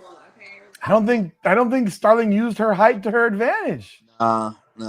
You gotta have a jab when you're fighting someone that small. Cannon's closing the distance very well with her. Yeah. Oof. Ooh, none the left. She's dropping to the body. She's coming over the top. She's mixing up her punches, throwing different angles. You see how she throws those looping ones that she straights. Taylor's got to go for broke. 25 seconds. Got to go for broke. We have 1 fight left on the evening after this. It is the main event between Gogo, Slaveski, and Julian. Let me bang. Go. Go. Oh, go. I'm ready to see somebody point in the middle, Max Holloway, and say, fuck this shit. We're going to go night-night. Like, what did you think? Did you watch the Poirier-Holloway fight? Yes, and I thought that was bullshit. Which part? What? I just Max Holloway won. Okay. I just thought it didn't live up to the hype. Like, did Poirier train? Yeah, he trained. He just didn't look. He looked old. He looked flat that night, and I'm like, because I've seen him when he has some bad blood. Like when he fought McGregor, boy, he was trying to kill that man. And like I even saw it on Max's side too. That I was like, why aren't they trying to fucking destroy each other? And I didn't know if it was like the respect thing of like, okay, this is this dude's last fight. They've built it up to this like huge ordeal. They've done, this is obviously a massive legend in the sport. But I mean, I was expecting like a knockout, drag out, stand up war. I just wasn't really as impressed. It was very though. I think Cannon won this fight, folks. Yeah. But no, I just was like, I hate to say when I'm watching that fight, I'm sitting here saying, first off, Poirier gets dropped in the first round. Yeah. He just didn't. All of the it's my last fight thing just wore him out. I don't know, mentally but it was just like at the end, Max gives him a chance. He says, dun right here. And Poirier throws one punch and hugs him. Bro, he would have been Dude, I don't know anybody that has that type of speed and those balls. Like, this motherfucker lets him hang out in the last 10 seconds. He don't give a shit because he knows he's got the upper hand, though, because his cardio is A1. Like, I don't know any fighter in MMA that has that type of cardio, and his output. He has the higher output of any fighter as far as significant strikes and any fight. He always has the highest number of significant strikes on every single card. So it's like it was disappointing. You know, I did a video before the fight. I said, would Poirier really retire if he won? You know? Yeah. I think he would have rode off into the sunset. But do you think even with a win? Because I mean, he would be primed for a title shot. I mean, I don't know. If I told the whole world I was retiring and then I'd be like, yeah, never mind. Everybody would be like, what the fuck? What? Oh! Hell yeah. Whoa! That's an atrocious decision, man. I'm sorry. Whoa. She won one card, 4 rounds to 1. She threw more punches. Nah, man. That's a terrible decision. Hey, hold on. Get off the podcast. You can say something. I don't care. They like. She's over here. No. I mean, it's what my girl was saying. She said that she threw more punches. But I don't know if by six. Yeah, like I want to see the numbers. I want to see the. Cannon outlanded her. Did she? Yeah. Again, it's round by round. I mean, you know how it goes. I thought Cannon won the fight. I think that cements it, right? If there was any question who the queen is around Sturgis, Oof. I think we know that. I don't know, man. That was surprising. I think Taylor was surprised as well. Just after you saw the reaction, you're like shocked. Yeah. She just said, she just said it. She said, I don't know. I think she might have took that.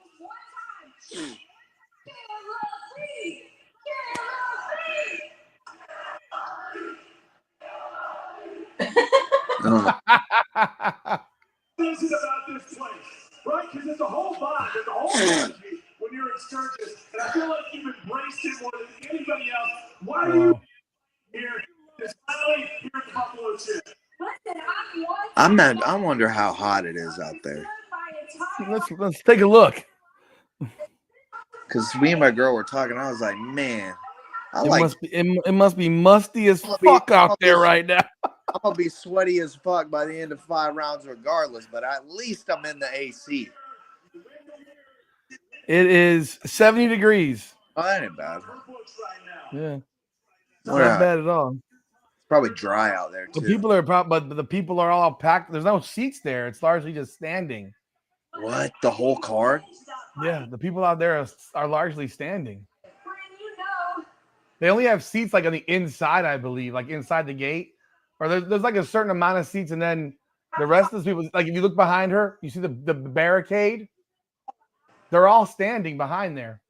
Damn. Hey, she just called out Bret Hart. She wants a rematch? Respectfully, she wants the rematch, but she was like, you're the champ for the reason. You're champ for a reason, but respectfully, I want to touch gold. So all I know, I love Taylor like a sister, bro. She gonna have to train harder than she's ever trained in her entire life. She's gonna meet Britain, because Britain's August, right? December. Let's do that in December in Miami, Fort Lauderdale, whatever. I'm glad Taylor won though. She needed to win, but that was it a split decision? No, it was a unanimous decision. Oh. 49-46, 48-47, 48-47. That's who is judging? Like usually with a fight that close, I mean, the different angles present. Like, oh, okay. Yeah, I don't know about that one. I would have said a split at least. Is David Feldman at this event? I haven't seen them show him like one of those reactions that he usually gives. Yeah, normally you'll see him and he'll do like the The interview. mid card interview. I don't know if he is. Yeah, because he was I know Surge is there because I've seen him there on video, but he didn't do the weigh-in yesterday either. Yeah. No. Yeah, I was actually the guy Stuve's fighting Will Santiago. I was supposed to fight him, and You told me that. but that was I talked to you about that on our last podcast. But yeah, I mean he's a cool dude though. We met, we talked, whatever. But I'm excited to see how he does because that's I was gonna fight. I want to see how he does. Yeah. I was surprised, honestly, for that girls' fight. After that girl got dropped, though, I was like, okay. And it didn't look like her punches were hurting. Yeah. And then she just came with a flurry. And, I mean, did you see the split on that girl's forehead? I was like, oh. How do you feel? Okay. How do you feel as a fighter when you see women fight? First off, do you like it? Because I do. Yeah. You do? Yeah. How about when you see a woman that you're like, you look a certain way, like, and then you see a slit down the middle of their head, like, oh, I feel bad because it just ruined her model looks, like a prettier fighter. Yeah, I'm like, damn, dude, you just went down from a 10 to a 9. Like you had your head split open, man. My girl just looked at me. She goes, "What?" Like you have a scar now. Huh? She goes, "Oh, you thought she was a 10?" Well, a 5 to a 4 then. 6. A 6 to a 5. Yeah, sorry, baby. She about kicked my head. But it's like, you know what I'm talking. Like you see someone who's like, shit, she's gonna have a big ass scar right down the middle of her fucking forehead now, man. Because when they did an interview asking the fighters, what do you like about your opponent? Say something nice about your opponent. Yeah. Other girl said, she's beautiful. Yeah, one girl said it's about Taylor. She goes, she got big titties. Big titties? What did Julian Lane say about Gogo? Oh, he said that he was going to give him hair plugs or something. Yeah. Plug on so his hair would be like his. And Gogo goes, yeah, he's got nice hair. Yeah. Because Julian Lane got hair plugs. He got his hair plugs done. Shit, I would have done that if they had it really easy and cheap years ago. I'd have done that. But at this age, bald is my look at this point. Yeah, you're riding it out. But it's too late. I don't care enough. Yeah. Because back when my dad did hair plugs, like in the 80s, like they were like scabs, like a whole train tracks on your head. Because they would take all the hair from the back and they'd put it in the front. Yeah, it was a transplant. Yeah, it was a transplant. Now it's like dots. Oh, it's so different. And it cost a truckload back then. And I was like, my dad did that. So I'm like, why you just shave your head? But that wasn't a time to shave your head in this country. Now it's like, shave your shit. Who cares? Yeah, once my shit starts going back, it's off. It's done. Look at this. Look at these guys. Look at these guys. The highlight. That's actually a singing group. Never heard seen before. I wonder how many people are there. I thought that I heard somebody say, or I don't know if it was bullshit, but they said 30,000. I was like, there ain't no. It doesn't look like 30,000. No fucking way. It does not look like it. All right, we got the main event, ladies and gentlemen. Gogo, Slaveski, and Julian Lane. Gogo's minus 227. Julian Lane plus 166. They're the same height, same weight, same fists. Gogo got a little bit of a reach advantage. Make your pick, man. Man, I hate saying this, but I think Gogo's taking it. All right, folks, that's your pick right there from Harrison Aiken. I got Gogo Slaveski. I think he wins this fight. I think this fight's over by round 3. Yeah, round 3. I honestly, I think it's gonna go into the 4th round. I think by time the wear and tear, I don't know. Gogo looks good. He looked like a serial killer, bro. He has these like he's you see like Lane is like pulsing like when he's staring. Gogo just frozen. I got a rule of thumb for parlays. Any ends like an ov or a ski, I'm putting them on my parlay. Any of the, especially in MMA. What, an Ovs or Nurmagomedov? Yeah, if you're an ov, you're going on the parlay. You're a lock. How about what did you do with Umar Nurmagomedov versus Merab Dvalishvili? Oh, yeah, I stayed clear of that. Touch that one. No, Because Merab beat him. He lost the first 2 rounds, but he dominated those last 3. Merab's got that cardio, like cardio forever. And he is his go the whole time. It wears on people. Absolutely. He trains with Perdomo, Slaveski, Gogo. Does he? Yep. He trains with Perdomo. Him and the guy that got knocked out like cold by Esteban Rodriguez last fight. You know, he trains with Perdomo too. I actually picked Esteban to win that fight too. I thought Esteban. Did you know that he had a pulmonary fucking embolism last year? It's crazy. He changed up his whole diet, and incredible. Crazy what doctors will say, and then you change. You know, you go holistic, or you change like your whole diet up, and your body will heal itself naturally with food. But we eat like shit sometimes, and that's the problem is that we're not putting healthy things in our body, and we're not exercising enough, and we're not doing the right things, and it causes things like that. Guilty of all of those. Yeah. I'm like, shit, I just had a piece of pizza and a Diet Coke. I gotta go run tomorrow. Oh man. No. I remember when Julian, I mean, yeah, you know what? Those hair plugs really worked for Julian Lane because he's got real hair. Yeah, for sure. Like my dad, when he got the hair plugs, he basically had enough hair to do a comb over. And it was still, you could still see the baldness. Yeah, I think it's gonna be a war in this first round. Mm-hmm. Yeah. I don't feel like there's gonna be much feeling out. You know the story. These 2 guys were managed by the same management company, and then that flipped like right before that. Yeah, we talked about that I think a few interviews ago. It was main events about to start. Alexander. There's some drama behind this one, and then that's how we met.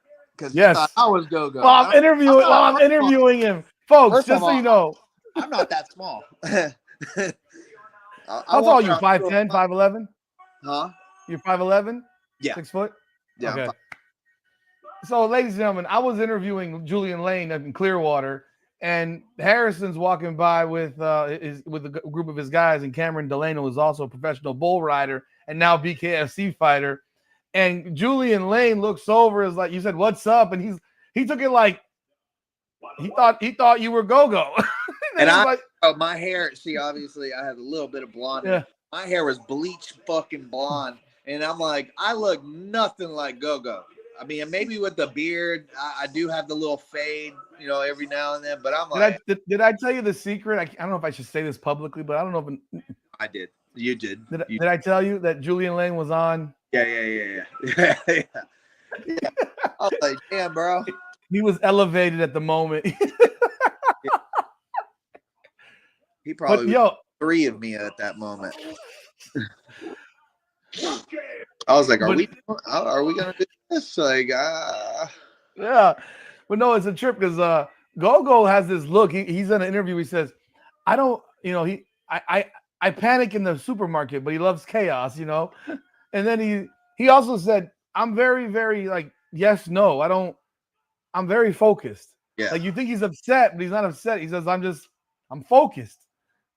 And I know even when you interview him, he has that same look in his face. Like there's never like a smile. It's like, I think he enjoyed. Oh, there is Perdomo right behind him. Yeah.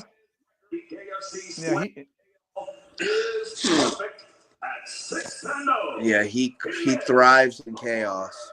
I think Perdomo does as well. He's wearing sunglasses outside. It's nighttime. Come on, Perdomo, take your sunglasses off. I can't even wear sunglasses after a certain period time of the day. You know, people wear sunglasses at the clubs. I can't see shit. Like, what are you trying to get the fucking the laser lights out of your eyes, or? I have no idea. You want to know how bad UFC's become for me? Is like I have it up my top left TV because I got 3 TVs right in front of me. I got a big screen. I got 2 43-inch ones. Hey, is that the main event going on yet for the UFC? I think this is the main event. It's 2 Chinese-looking dudes. Okay. Yeah. Tyra and Park. Like I don't know who either of these guys are. It's Park. And I win 400. So let's go Park. Okay, let's go Park. But it's like they do this shit in the Apex, which I fucking can't stand. Like dump the fucking Apex. Just do Contender Series there and Ultimate Fighter there. Now, go back to putting fights in cities, man. Like shit. Well, yeah. Well, you're not. I mean, really, you're not making any money. Like, yeah, I mean they do that because they're gonna lose money probably on the road with this as the card. This card they put together is like Yeah, my boy Trishon Gore fought tonight. Trishon Gore, did he win? Because I saw his fight briefly. He lost. He actually. I remember when he was in the Ultimate Fighter. Yeah. I trained with him a lot. Oh, I knew they were coming out banging. Look at this. They're going at it, folks. Gogo's moving forward. I know someone asked me to do a play-by-play because they're actually in Macedonia watching my podcast. Oh, yeah. Gogo is going hard at him. They're on the ropes right now. They're throwing hard. God, they're throwing. This is a wrestling match, like dirty boxing, all of it combined.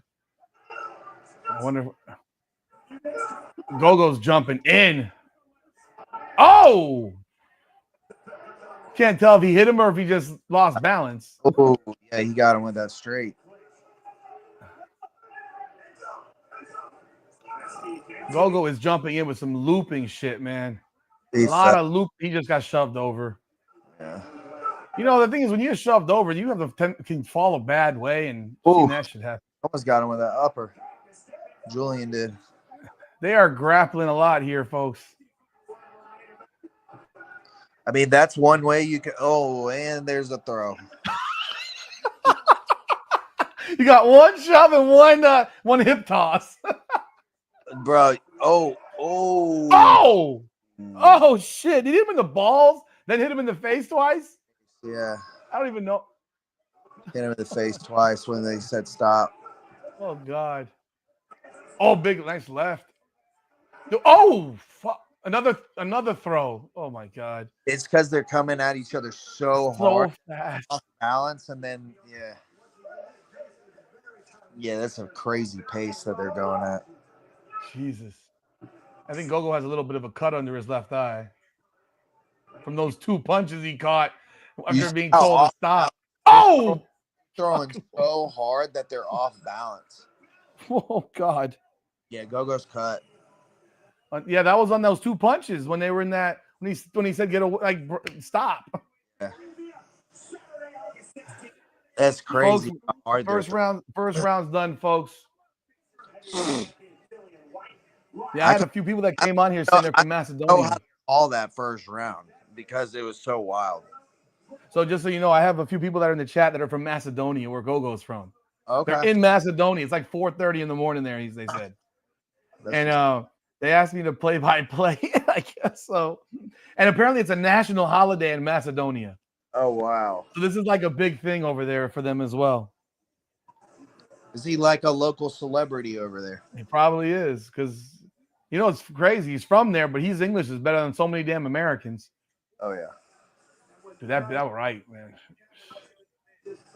They're just so off balance in this fight right now. They're just all power shots. There's no. Yeah. Ooh. He hopped in that one. Oh. God. You notice every time they're like being turned around, getting their back and shit like in an MMA fight. This is just. Oh man. This is legitimately chaos. Yeah. I don't think Gogo's thrown a single jab yet. It's been all Gogo has not thrown a. It's 5:53 right now in Macedonia. I was corrected. It's 5:53 in the morning. They're going to be exhausted by round 3. He is chasing him down. I mean, this fight's being created by Gogo right now because he's got Lane backing up. Oh, fuck this. Oh, you see how he just hopped right? He's trying to land that power. Yeah, Gogo has a nice cut on his left eye. Yeah, that was from those 2 dirt legal, after the, stop button punches he threw.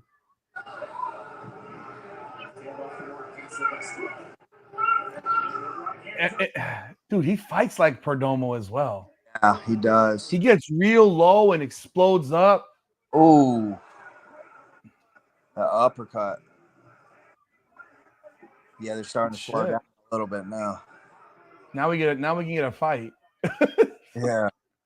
Now we get a more of a fight. Still swinging hard as shit, but they're slowing down now. Yeah. You can only keep that pace up for so long. Which was a fight? There was a fight tonight where it was like 90 seconds in. It was like they looked like they were going for an hour. Another toss. A wizard throw. Sean Wheelock's giving the freaking terminology now. Jeez. Yeah, I mean, Julian's got no skin left either, man, other than his neck and his face. His back. His back is wide open. Look at that. What are you doing, Julian? How do you not have a back piece yet? All those tattoos. Yeah. We're going into round 3, ladies and gentlemen. Main event: Gogo Slaveski and Julian Lane. Yeah. What are your thoughts so far? Round 1, I'd have to say Gogo. Round 2, I feel like it might be 1-1 right now, honestly. Because you could tell that Gogo started to slow down at the end of round 2. Yeah.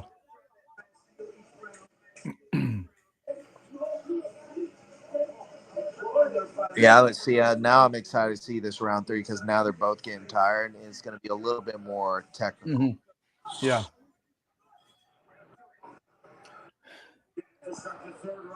Someone said guy with the beard is winning. They both have. Someone said the guy with the beard and tattoos is winning. They both have a beard and tattoos. They both have a beard and tattoos. Let's go with like cornrows or a fade. Well, a fade. I think that was. Oh. See now. Oh. Gogo really squats down. Like he must work on sumo wrestling stuff and shit, you know? Oh, oh shit, he dropped him. Oh, he's hurt. He's hurt. That was a straight fucking right to the chin. Damn. Oh shit. Oh man. Oh, but I'm surprised Julian's not going to finish him.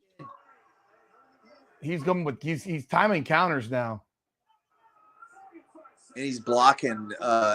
He's blocking and countering really well. Julian is. Yeah.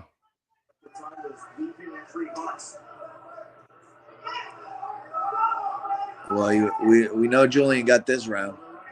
Yeah. Unless anything happens this last 30 seconds.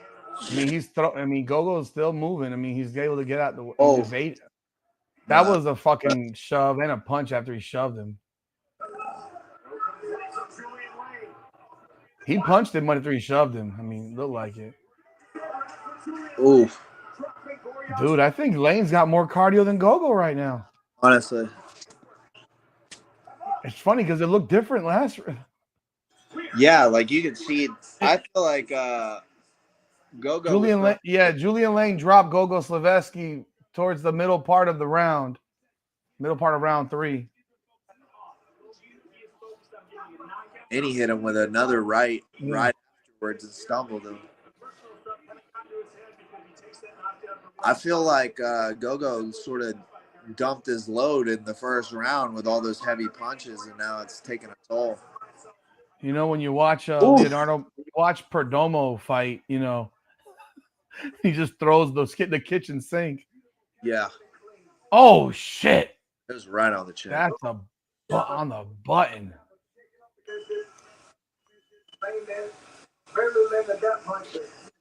Everything he throws,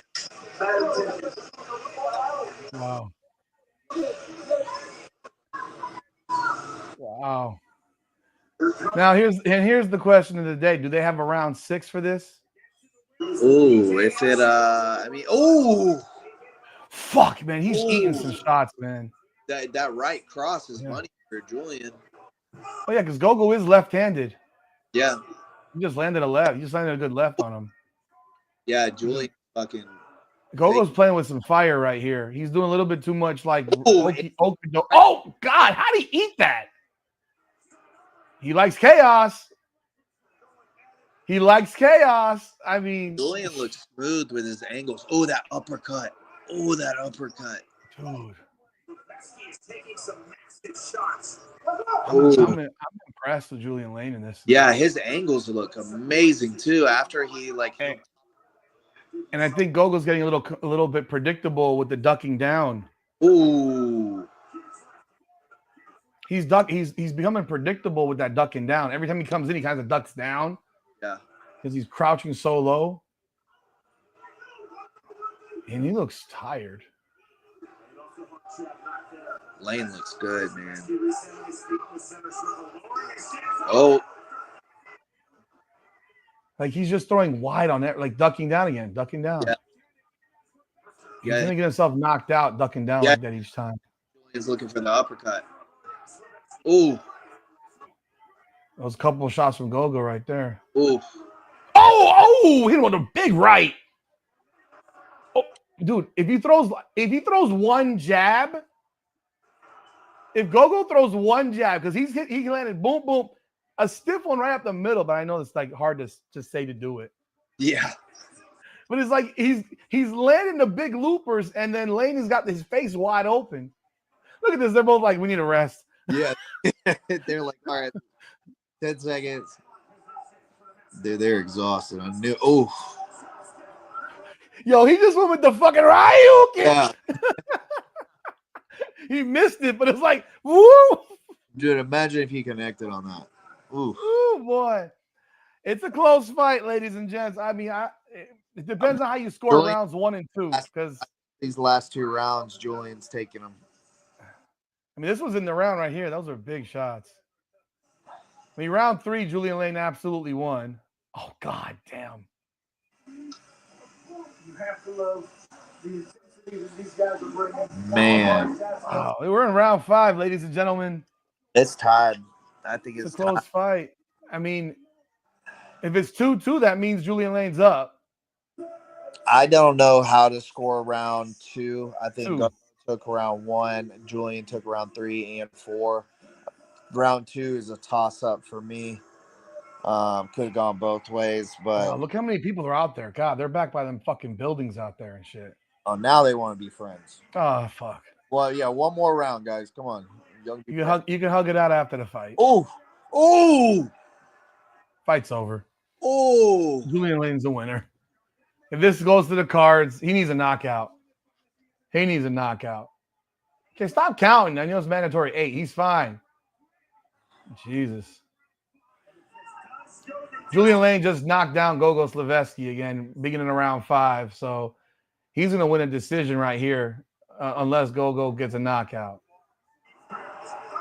Oh, wait, he rocked Julian a little bit, did he? Yeah. He needs to just let the kitchen sink go. He needs to go Max Holloway right here and hope that finally hit him with a jab. Fuck it. He went. He keeps ducking down.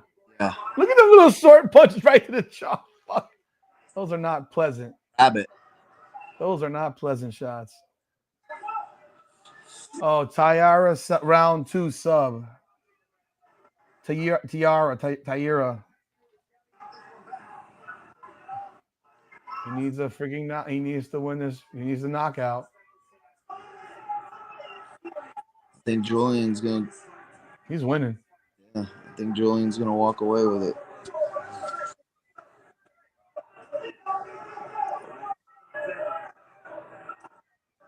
Yeah, he's just gonna stay on the outside.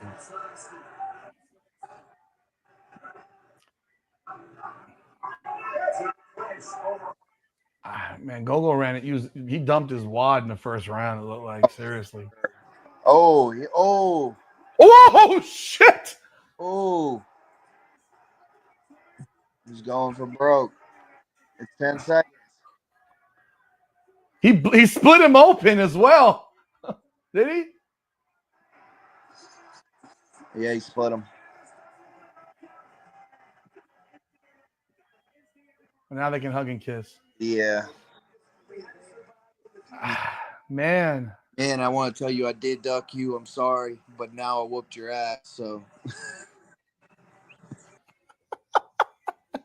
I ducked you because I mean the truth is there was a contract for May in Mohegan. There was a contract. I am aware of it. Oh, But he fought a great fight, man. I thought Gogo was going to win, man. Julian Lane fought a great fight. hell yeah, he did. Fought a great fight. Gogo Now, wow. So who does he fight for? Who does he defend? dropped either. Who would he defend against? Because 165. I mean, I don't know. Dustin Page. He just won last week. Yeah, Dustin Page last week. That'd be a good fight. Does his back say snitches get stitches? Yes. Yep. It says that. He threw more, landed the same, but he got dropped twice. Damn. Wow. Yeah. Oh, here someone says, "Told y'all, bearded guy with tats won." He is correct. How about Connor Tierney versus Julian Lane? Remember they were talking that shit in the. Oh yeah, that would be good. Connor Tierney's fire. He Yeah. is good, man. After completing the scheduled 5 championship rounds, He's got great footwork too. 49-44, 48-45, and 49-44 to the winner. He won 3 rounds to 2 on one card. BKFC World Welterweight Champion, Julian. I know he's got a man. Is that Feldman behind him or somebody else? That was one of the refs. So Feldman's not even there. No. Feldman can't even be there. Like that's weird. I'm surprised. Something must have happened. Sturgis, one more time. Wow. Right now. Incredible fight. Yeah, That's that was a fight. Julian Lane fought a hell of a fight. BKFC number 4. Yeah. Brother, man, I appreciate you jumping on board, man. It's been a great time, been a blast, dude. Folks, I hope y'all had a good time. The winner of the fight was Julian Lane via decision, 49-44, 49-44, and 48-45. But appreciate y'all jumping on board. If you haven't done so yet, go follow Harrison Aiken over on his Instagram, and please be sure you subscribe to the channel. Appreciate all y'all once again, and yo, man, I appreciate you greatly, man. My brother. Thank you, man. I'll probably see you soon. All right. I'm gonna have an interview with Harrison up tomorrow. Tomorrow it'll be up. All right. All right, brother. Take it easy, bro. Thank you. Bye. Bye. Folks, man, I hope you've had a good time. That's a hell of a win by Julian Lane. Big time win by Julian Lane. That I mean, he fought his ass off, man. He won that fight. He earned that shit. He absolutely earned that shit, yo. I mean, God, I'm very impressed with that performance. Did not expect it, honestly. But congratulations to Julian Lane. Appreciate y'all as always. Hope you enjoyed Harrison Aiken, BKFC fighter, on here with us. And tomorrow night, as you know, we'll be doing Sunday Night Heat. So please be sure to jump on board. Ladies and gentlemen, this is Combat Corner, powered by Come On Now, the podcast. Come on now.